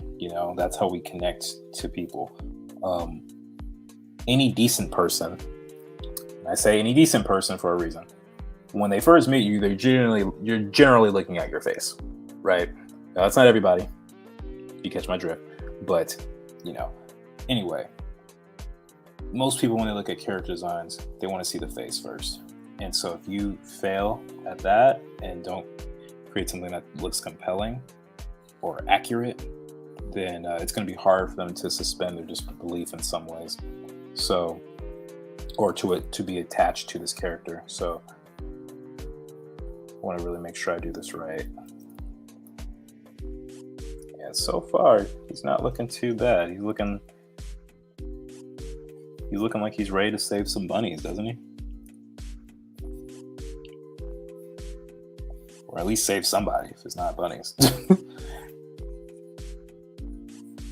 I just gotta figure out what he's saving the bunnies from, though. You know what I mean? Like, maybe I don't know what kind of danger they would be in where he has to devote his whole life to that, but maybe they're an endangered species. I guess I could do that. I guess I can make him an endangered species in this world. Actually might work story-wise now that I think about it.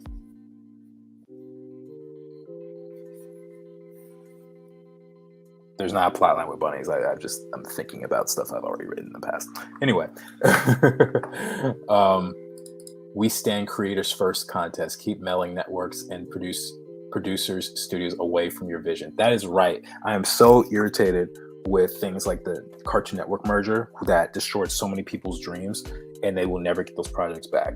For those who do not know, basically what happened when a company merger happens, typically a lot of projects are lost in the sauce. Things that were once worked on and were headed by certain executives or whatever, sometimes they leave or they get fired or whatever, and those projects sometimes get lost. And that happened to, I think, several dozen creators. They were working on shows who had a passion for it, just like I have a passion for Shadowboxers, and those projects will never see the light of day because of stuff that was out of their control. It had nothing to do with how hard they worked or how good the content was or anything.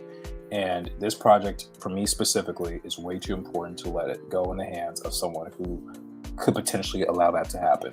And that's why we're doing this kind of the self-directed route or the self-funded or whatever you want to call it, because people's lives are being destroyed over stuff like that.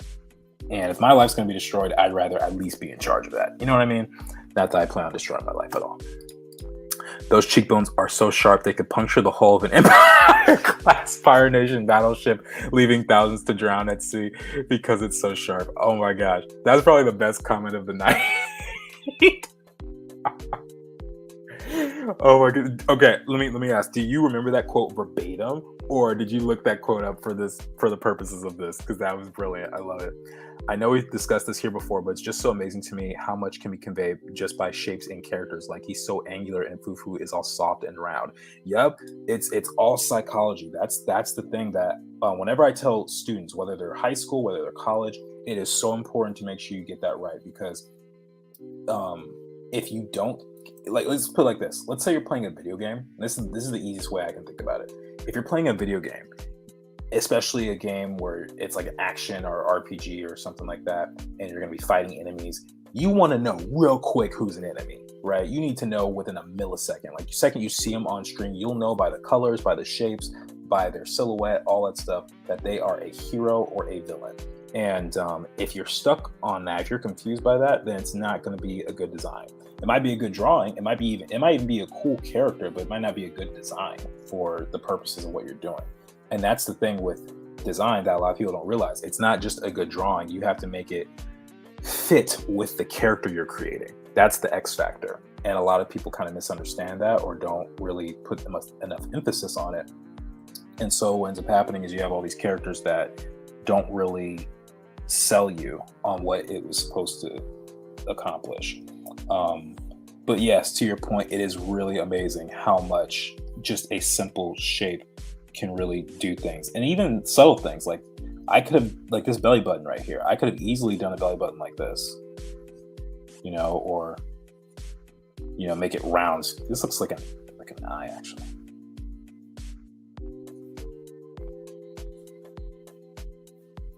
So I could easily have done something like that, but I chose this shape or this style for the belly button so that it makes more sense with who he is. It adds more angles. Even the subtle things. Guess I'm not a decent person. Me either. We've all been there, guys. We've all been there.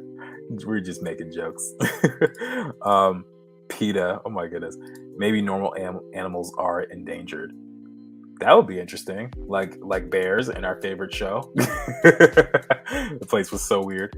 Saving the bunnies from PETA, haha. Oh my goodness. Saving from PETA. Okay, I missed that. I know that you put the comment a few minutes ago, but I missed that. That's funny. Bunnies in danger makes me think of, quote, to say nothing of the dog subplot where they go back in time to bring domestic cat to future because they became extinct. I don't know what that is. Am I missing something? I don't know what you're referring to. I'm not speaking toward any specific instance in the merger, but for y'all who may not know, networks could own the show or viz dev done on it, and you can't try to pitch it again to anyone else. Yep, that is true. If I were to sell to a Nickelodeon, let's say, I'm not saying Nickelodeon would do this, but it's a big network, right? If I sell Shadowbox to Nickelodeon, first of all, if they're funding it, they will have all the control. Because even though it's my idea and I thought of it, it's my brainchild and I've been working on this for years, they own it, right? I sold them the rights. I said, hey, I will give you all of this for the chance for it to become popular on TV. And there's not even a guarantee it's going to become popular on TV, right? But a show costs millions of dollars to make. One episode would cost about at least $1 million. So like Rad Seacrest, who did Kipo, Age of Wonder Beast, he said, and I heard this directly from him when I went to Lightbox. I went to his panel, and he said the average episode of a show costs between $600,000 and $1 million, right? This is exactly why I'm doing a comic first, because I don't have $1 million off the top of my head, let alone 50 million to create a whole series. That's why I decided to do the webcomic at first. Because who knows, this might change, and someone might have interest and want me to have control over it and all that stuff.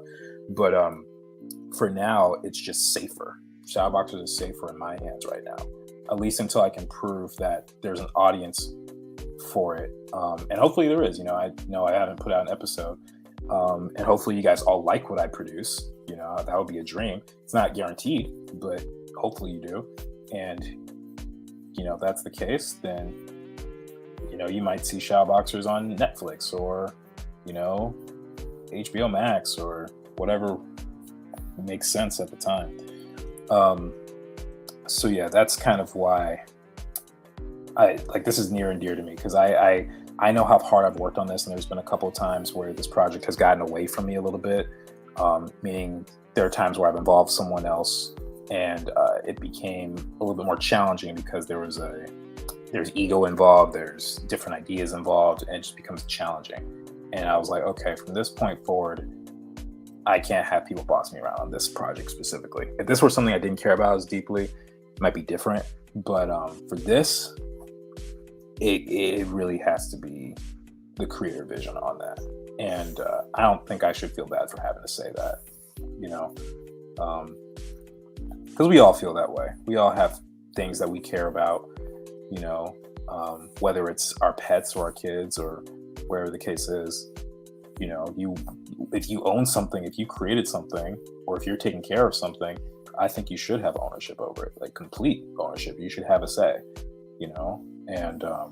and it should be the most important, in my opinion. And it shouldn't just be company politics. Now, I understand that animation is a business at the end of the day, so there's things like that are important, but I don't know. Maybe I'm just a bit of an idealist in that sense, but that's kind of why I'm doing this the way that I am. Thank you for coming to my TED Talk. Let's see.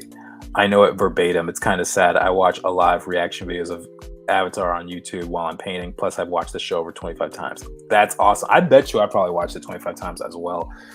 By the way, I gotta drink up. I might run out of water by the time the stream ends.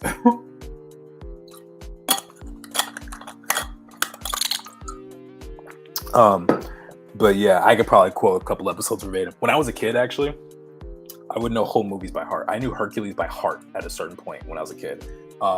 Prince of Egypt. Actually, if Kathy's still on, she will tell you. I at one point knew the entire Prince of Egypt movie by heart. The only reason we know is because we were joking about it one day, and she was like, "Jordan, do you know the whole movie?" And I said, "I don't know. Let's see." And I quoted the whole movie. It took an hour and change, but I did it, songs included. So yeah, I totally get it.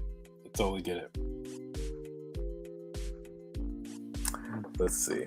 I hope Microsoft gets Activision so they get all the dead IPs.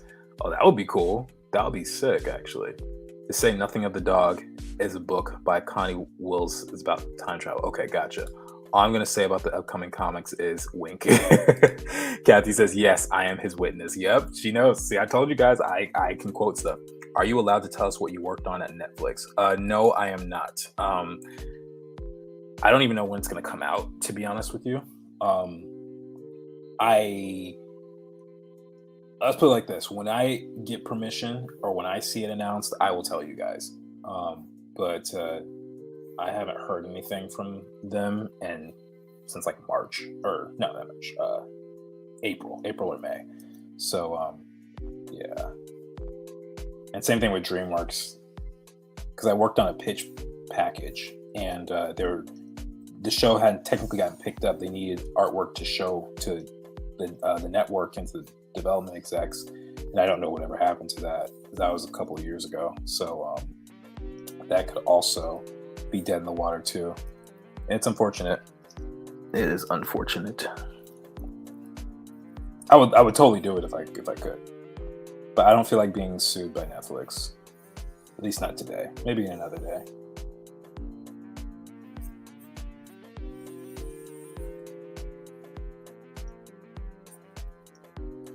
All right.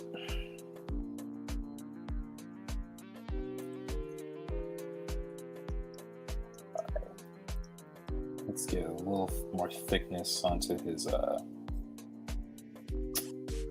contour of his face. Why is this not? Oh, I'm doing the wrong layer. That's why. It's like, what the heck? What a joke. Okay.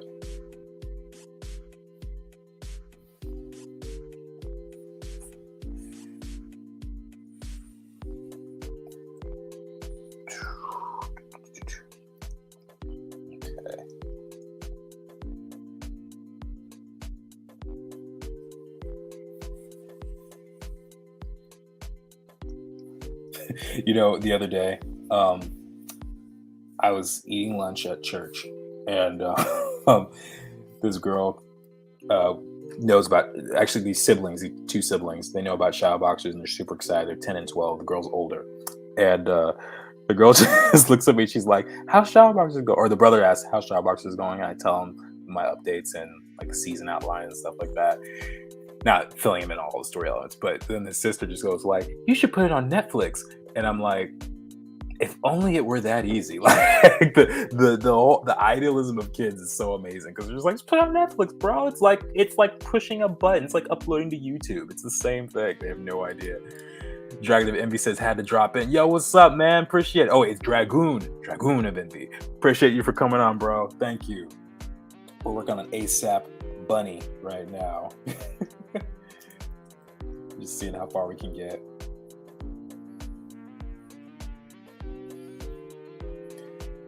Yeah, but that very ferocious optimism from children is amazing. You don't, because that doesn't stay for very long. Once you turn like 17 or something, maybe even sooner than that, you start getting real cynical about things. And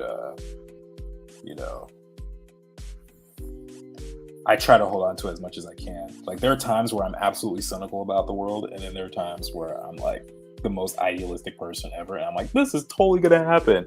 And I have no reason to back that up. Like, nothing to back that up or anything. But it's just, sometimes you gotta speak this stuff into existence.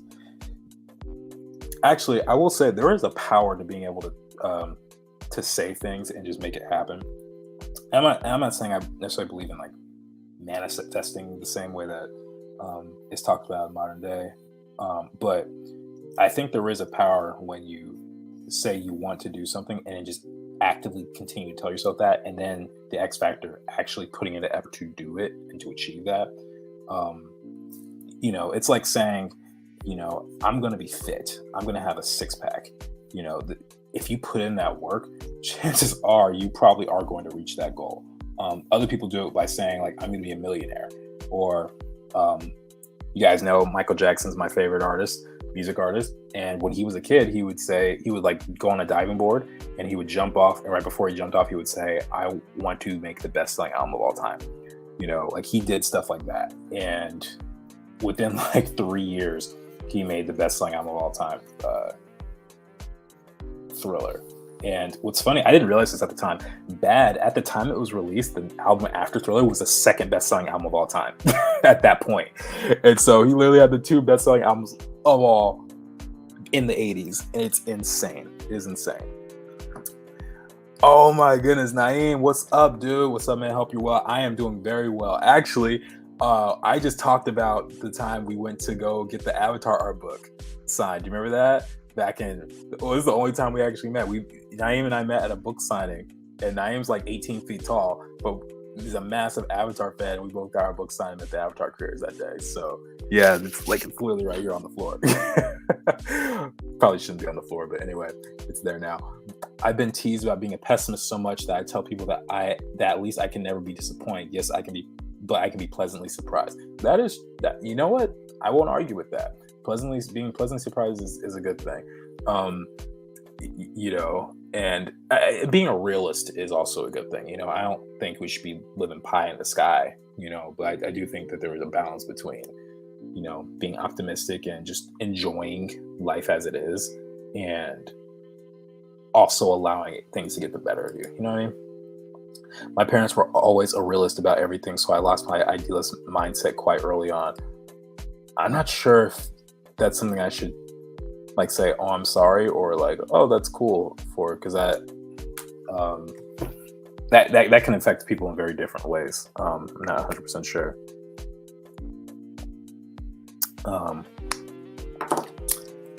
But I don't know, for me, I don't know. I'm a bit of a dreamer. I think I got that a little bit from my dad. He was very much a dreamer. I think with my dad, though, you didn't always put in the work sometimes when it came to his dreams. Like, he told me one time he wanted to be a director. I was like, "Dad, you had never talked about this in your life. What are you talking about?" Like, I never seen you pick up a camera. Come on, man. I didn't say that to him, but in my head I was like, really? So as long as you're actually putting in the work, that's the X factor. It's not even so much of an X factor. It should be pretty freaking obvious, but for some reason it's not to most people.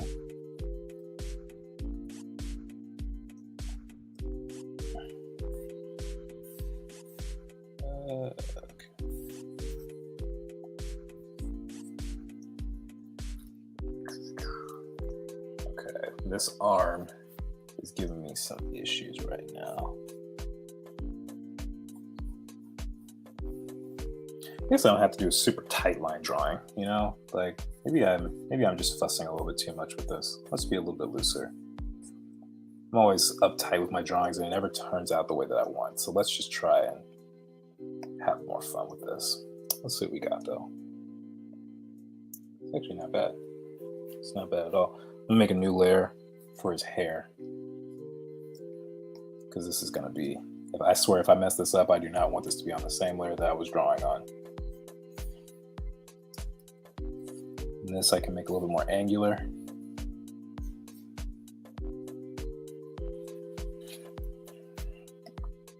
And then I have this come out like that.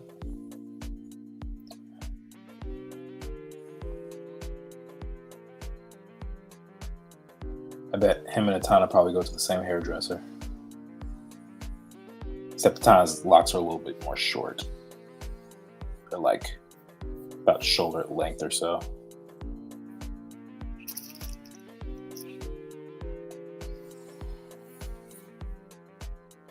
And also notice the shape I'm putting in here, guys.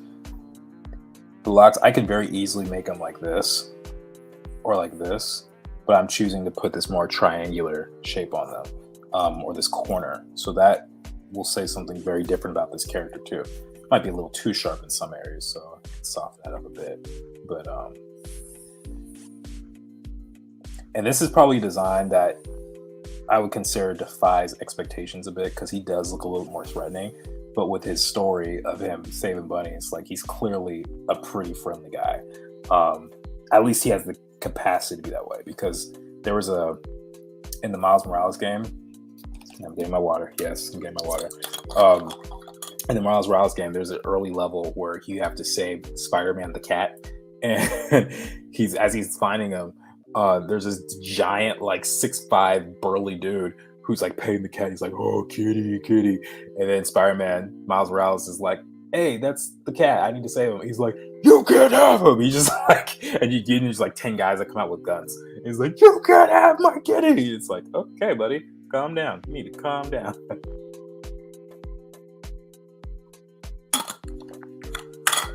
But yeah, that was a fun moment.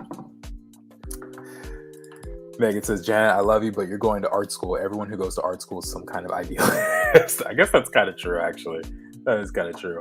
Oh, Dragon of Envy. I didn't read this. I like the silhouette of this character. I'm getting 2D fighting game vibes. Hey, that's what I'm talking about.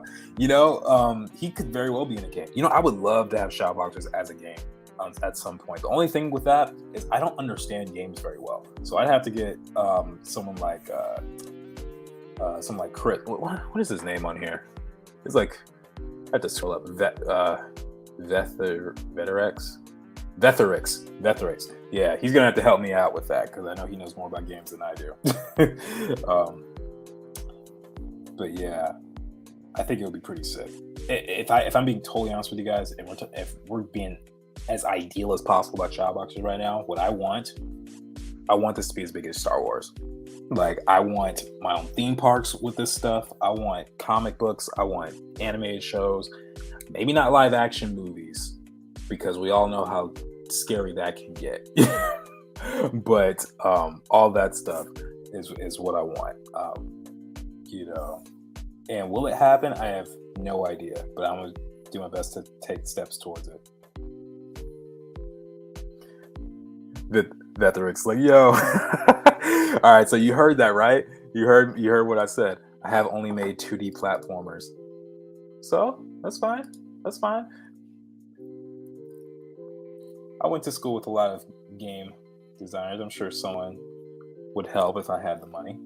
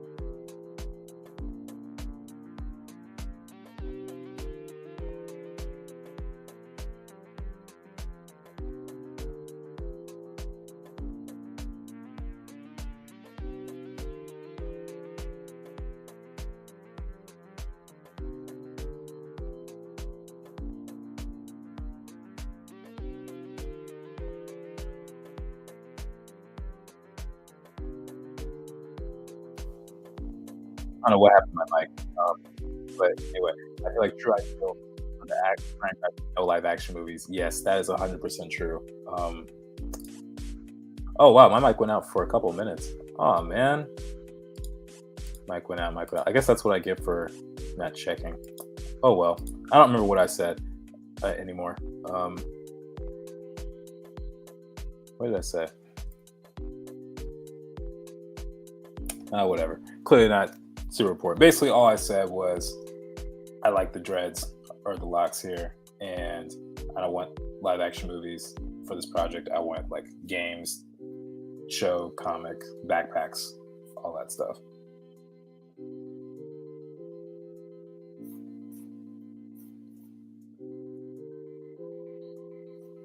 That's weird. I don't even know how the mic went out.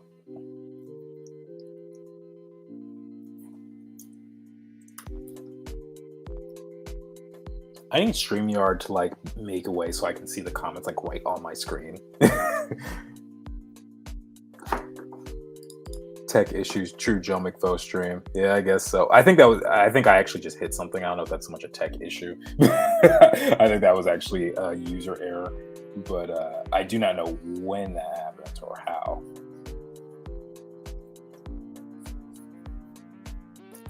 But thank you guys for sticking on regardless. Okay. Let's bring in a couple things here. Okay, that's too flat. Some of you guys may not know this, but whenever I'm designing a character, I will basically finish it up as best I can, and then I'll make a brand new layer, and I'll just put red marks all over it, and just be like, "That's too flat. That's too wide. That's too round. That's too the," and that's how I fix stuff. It makes it much easier for me. Like right now, I'm looking at this arm. I might have to redraw that arm later on, but the face is looking pretty good. I'm actually pretty happy with how the face is going. How do I mask this? How do I mask? Let's see. Does this work? Oh wait, I should probably use black, huh? Or white? It's white. Okay, now I'm just lost. How the heck do I do this? Who knows how to do this? Who designed this program? Apply mask, enable mask. I am confused. Okay, who knows what I'm doing wrong with this mask? Anyone know? There's one form of live action that is excellent. It's called cosplay. LOL. Yes, that is true. That is true. I honestly think this will be hard to cap. This project will be hard to capture as a live action anyway, because I think there's just a little too much going on with this world and their fluidity in the movements that they're going to do when they're fighting and stuff. I don't know if live action will capture that very well. Okay, I'm dead serious. I do not know how to.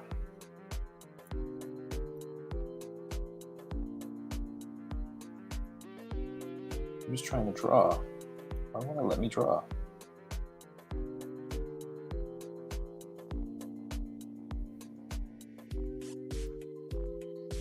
Okay, let's try. I'll delete the mask. Try this again. Okay, I'm dead serious. Does anyone know how to fix this? I'm just trying to make a layer mask. Photoshop would do it. Photoshop would do it very quickly.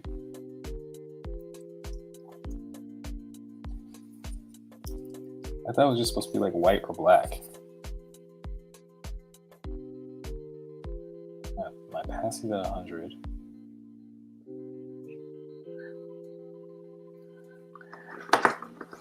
Let's see. Megan says, for the mask, are you using a black brush instead of the eraser? I think it doesn't work in clip.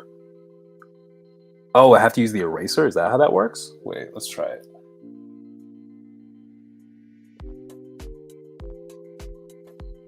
Oh, okay. So I have to use the eraser tool. Thank you, Megan. I appreciate that. That was exactly what I was looking for. Okay, we're good. We're good. Um, what do you think about the upcoming live action Avatar? You're talking about the show or like the Netflix show? I'll be honest. I'm gonna watch it. I'm gonna watch it for a little bit at least because I'm kind of curious to know what they're gonna do that made the creators leave.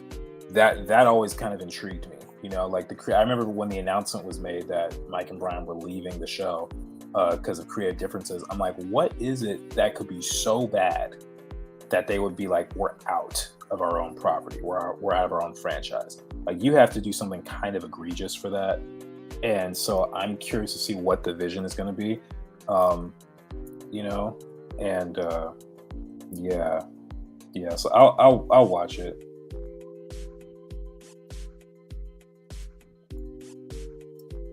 Okay, now. Oh, okay. I was just using the wrong letter. There we go. Okay. Haha, Jordan's here for the train wreck. Yeah, I'm here for the train wreck.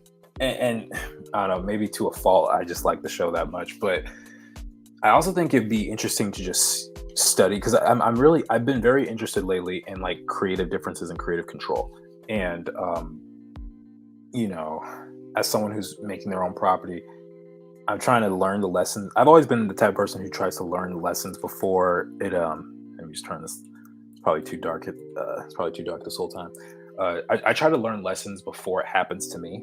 You know, so I like to think of myself as someone who's kind of wise in that sense, where I don't have to stress the same way as everyone else.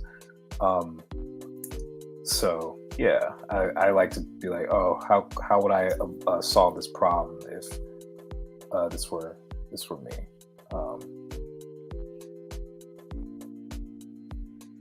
There we go.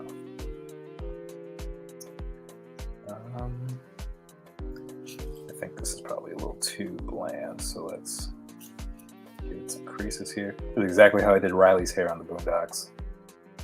I just put little creases in his braids, and that was it. Move on to the next drawing.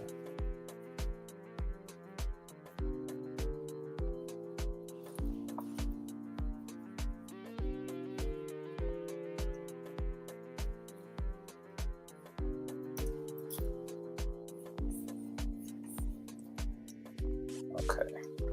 ASAP Bunny, ASAP Bunny. Dun dun dun dun dun.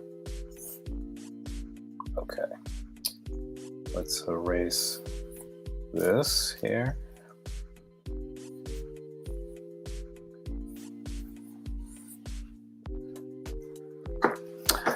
I don't like the age jump for the cast. Rumors are Aang is 17 and Katara is 18 for these romantic scenes.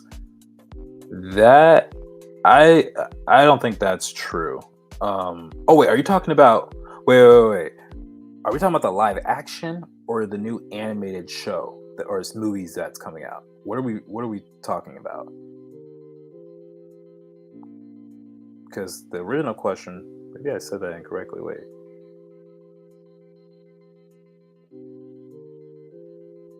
Okay, yeah. So we were talking about the live action. So there's a new live action show for it coming out on Netflix that the creators left, and then yeah, Zethrix. What you're talking about is so they're making an animated movie with an age jump. The live action show is not going to have an age jump because I've seen who they casted, and the boys playing Aang is not going to pass for 17 at all.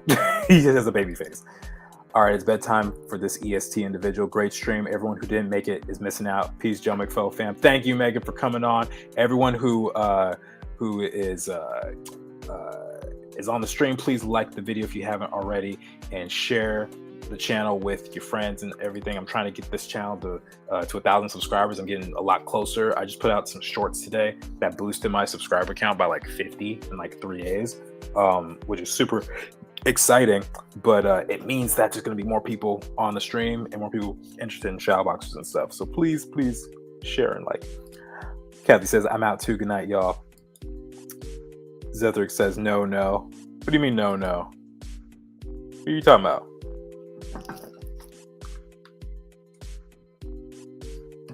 All right, let's see here.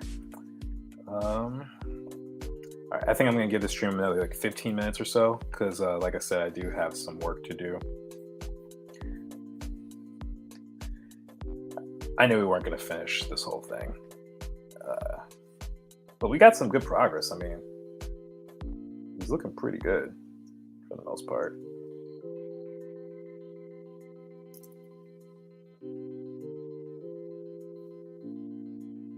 This is the grocery hand, so.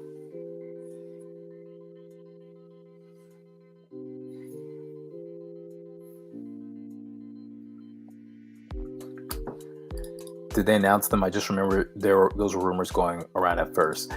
It was for the live action, but that was a while ago. Okay, so let me explain what happened. Basically, originally, like 3 years ago, Netflix had the rights for Avatar. They wanted to make a live action Avatar series, and the creators were attached. At a certain point, maybe like a year down the line, we hadn't heard anything, and the creators both left because they said the creative differences. But they are still making the live action show, and it's going to be, from what I understand, a retelling of the original series, but in live action. They're probably going to make some changes, like instead of a year's time, like in the original, it's probably going to be like 3 years because, kids grow up really quickly. But then you have Avatar Studios, which is making animated movies and shows and comics based on the franchise that the creators are the chief executive officers of, like CCOs or CEOs or whatever. And those are both coming out, and that one is going to be an animated movie about the gang grown up a couple more years. So, yeah. Pull my headphones out. Okay. So yeah, hope that clears things up. But I'll probably check out both if I'm being totally honest. Like, I'm not even gonna lie to you guys. I probably will check them out. I may not like them, but or I'm more concerned about the live action than I am the animated show. Let's put it like that.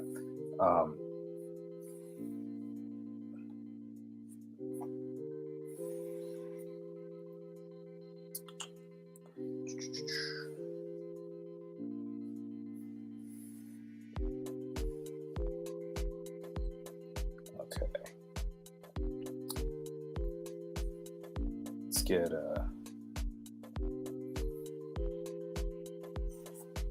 some abs in here.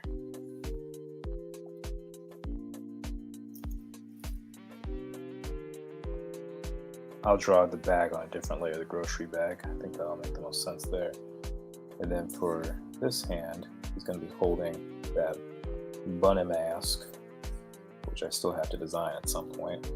He's probably just going to have it in his hand, like he's holding a piece of paper or something. So I'm not going to worry too much about that. So, all right, and then we still got to do the shoes.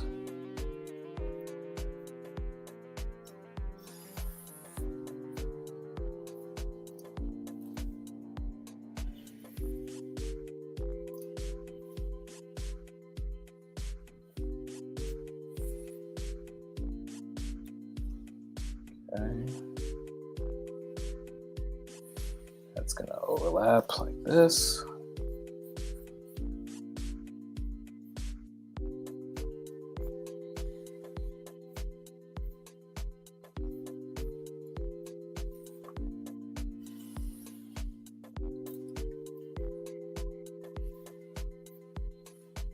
All right, then that looking okay there. Try and get the pants kind of tucked into the shoe. I think that's the kind of look I'm going for.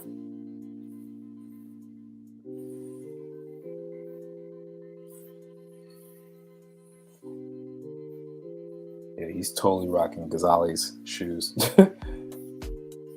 don't think I'm going to make them as detailed because Ghazali's, I actually might have to simplify Ghazali's because those are going to be hectic to draw over and over and over again.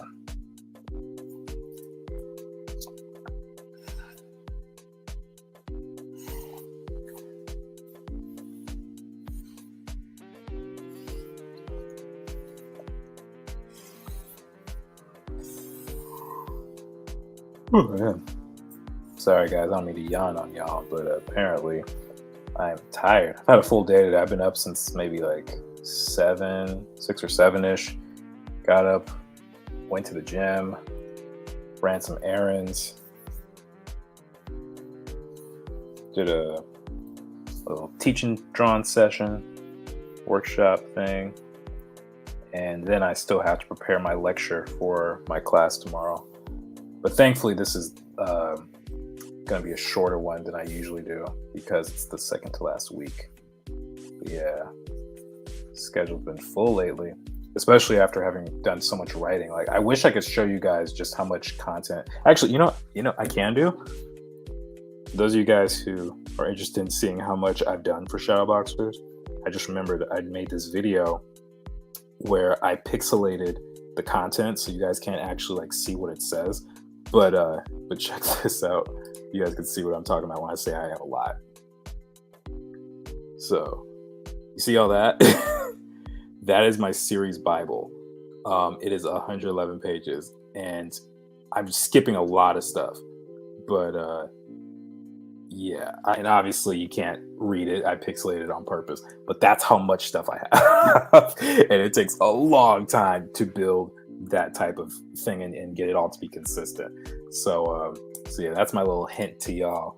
Obviously, I won't be reading any of that to you, but yeah.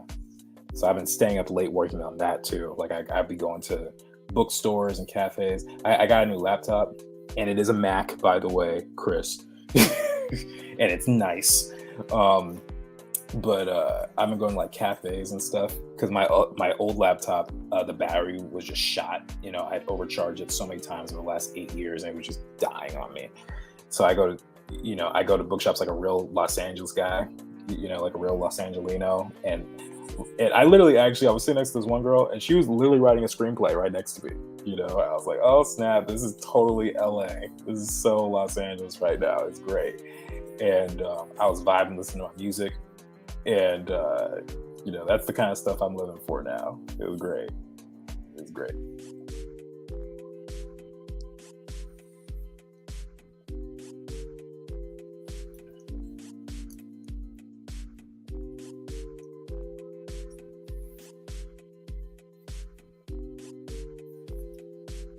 All right. And then let's do the beads on his, or the bracelet. And I think I might potentially save the grocery bag and stuff for our next stream. Just because we've been going at it for a while.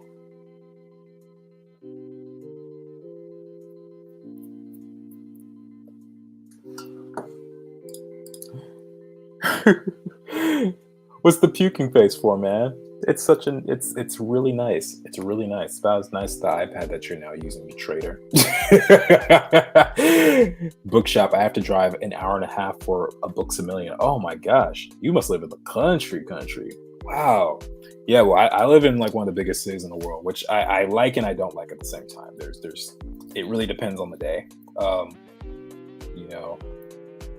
I will say this though, traffic is bad, but I actually don't always mind it.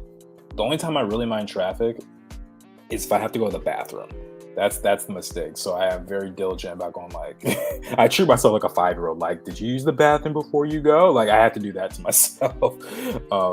So yeah, but it works out. And then when I'm in the car in the traffic, I get to listen to my audiobooks. And I've been doing like lots of stuff on reading about like finance books and just like self-improvement kind of stuff. So I actually kind of like it sometimes. What I don't like are the crazy drivers that don't have any doggone sense, but that's besides the point. Everyone knows that that's an issue in this city. Amanda says 50 minutes for the closest Starbucks. Oh my gosh. 3 hours for a bookstore for me. Oh my, wow. Okay, so what that means is y'all gonna have to take, well, I was gonna say a road trip, but I'm like, I don't know if that would make any difference because you might as well just go to the one that's closest to you at that point. Bookstores are definitely something I didn't realize was a luxury until about 2 seconds ago. So yeah, sorry if I made y'all jealous. Didn't mean to. What am I doing? Oh yeah, let's ink this real quick. Let's get a different color on here.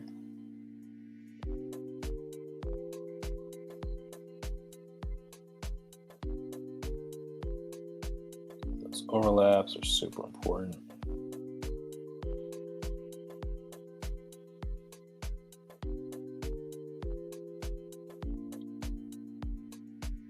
So ordinarily, I'm not an advocate for cheating, but considering this is my drawing, I'm just gonna copy that bracelet over. I did it the first time, I can do it again. You know why? Because I say so. I said so, and what you gonna do about it? Nothing. Nothing at all. Mwahahaha. Alright, so let's get that in.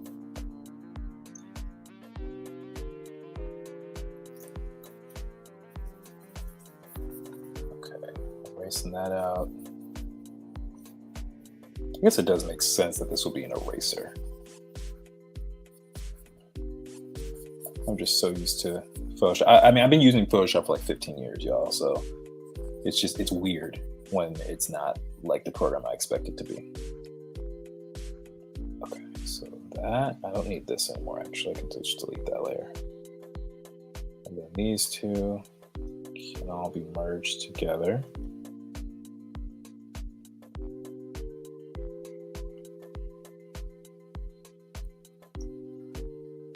Oh wait, but I got rid of my thing here. Okay, let's try this. There below. Hold. Okay. And then we'll do this here. All right. So we're just gonna thicken up a couple of these little beads here.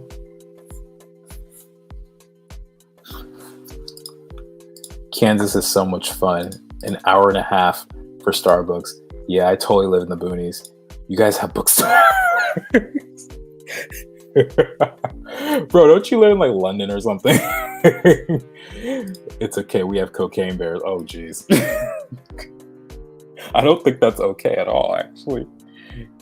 I somehow think that makes it worse.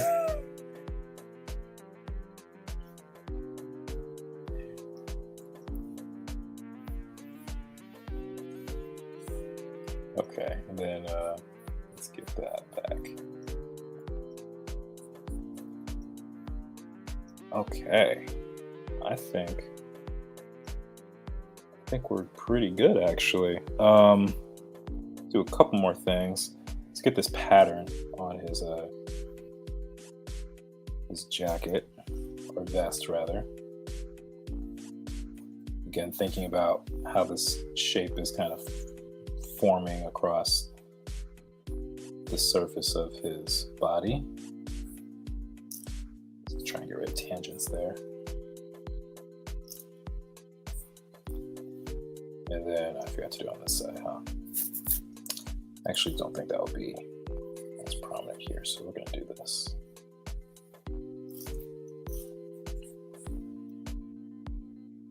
Yeah, there we go.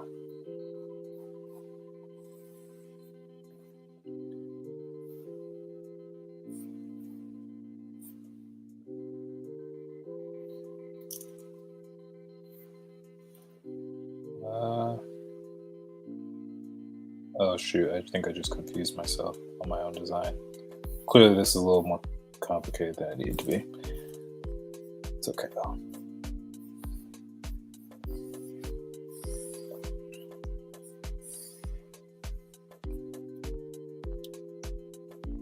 All right, y'all. So this is what we got for ASAP Bunny right now. Let me save that because that is important. So I think what I'm going to do next, so we're going to close the stream here in a little bit, in a couple minutes. But what I think for next time I'm going to do, I know when I'm streaming, it's always a little bit more challenging.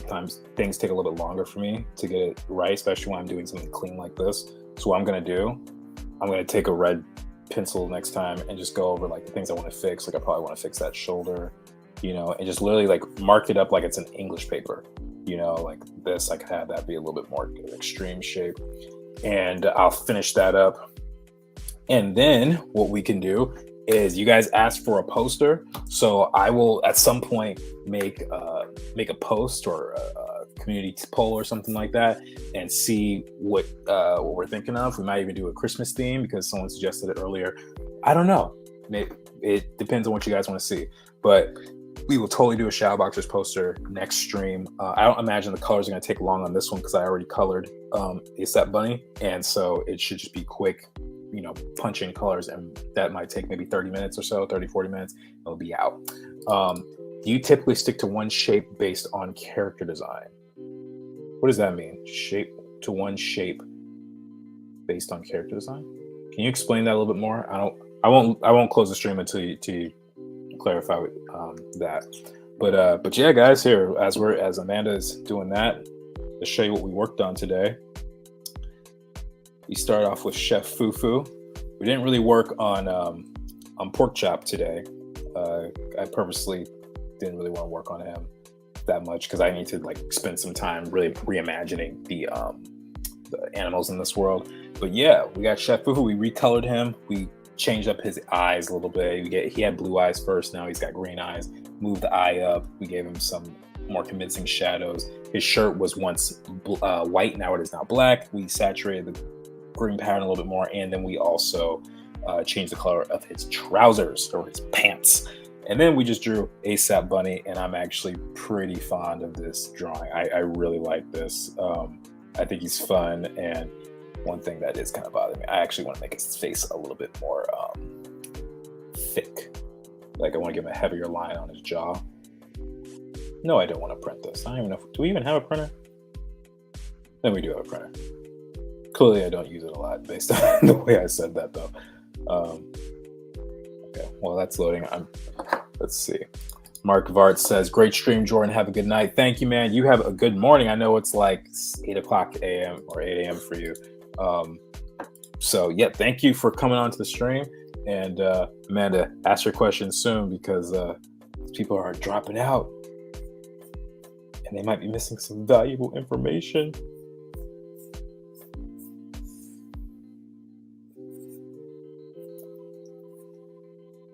Yeah, there we go. Just wanted to thicken that up just a little bit more. I mean, he'll stand out and when color's added for sure. But I thought that this would be useful too. So clean that up. Clean that up a bit. Yeah, ASAP Rocky. ASAP Rocky, Rocky, Rocky, Rocky. Bunny, that's what I meant to say. Bunny, not ASAP Rocky. I think it's very evident as to why I keep doing that. What's it called? Shape structure. I'll think about it for the next stream. Shape language, is that what you mean? So shape language it's a psychology. It just depends on the type of character you're doing. So whenever you're doing I actually can make a video on that. I've been meaning to, but basically psychologically shapes affect us very differently. And so depending on the type of character I'm drawing, I will use the shape that is best suited for that character. So if it's a stable, strong character, I'll use squares. If it's a dangerous character or dynamic character, I'll use triangles. And if it is a soft, cute, cuddly character, I'll use a lot of round shapes. And then obviously you can choose, you can choose to kind of bridge them together. You can have circles and squares, and that will communicate something. Like Mr. Incredible, he may have a lot of circles and squares. He's the friendly, strong guy, right? Then you can have triangles and rounds, and then you can have, triangles and square shapes, and you just mix them all up. And then you can have a combination of all three, and then you have really complex characters like Goku is designed like that. So it just really depends.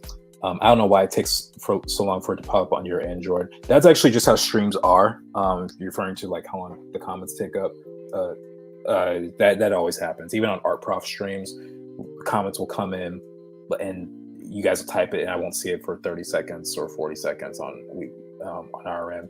Like sometimes you ask questions on streams, and we just generally don't see them until after we hit that button. Speaking of hitting that button, if you guys have not already, please subscribe to the channel. Please like the video.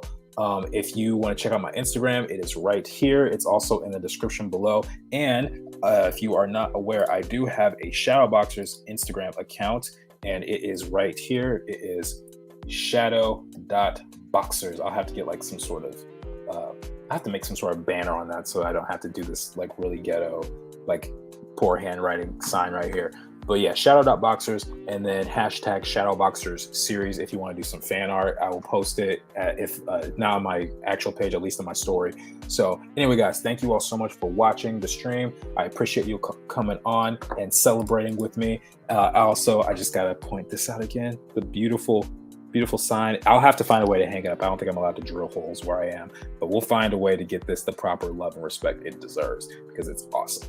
Anyway, guys, have a good night. Love you all, and peace.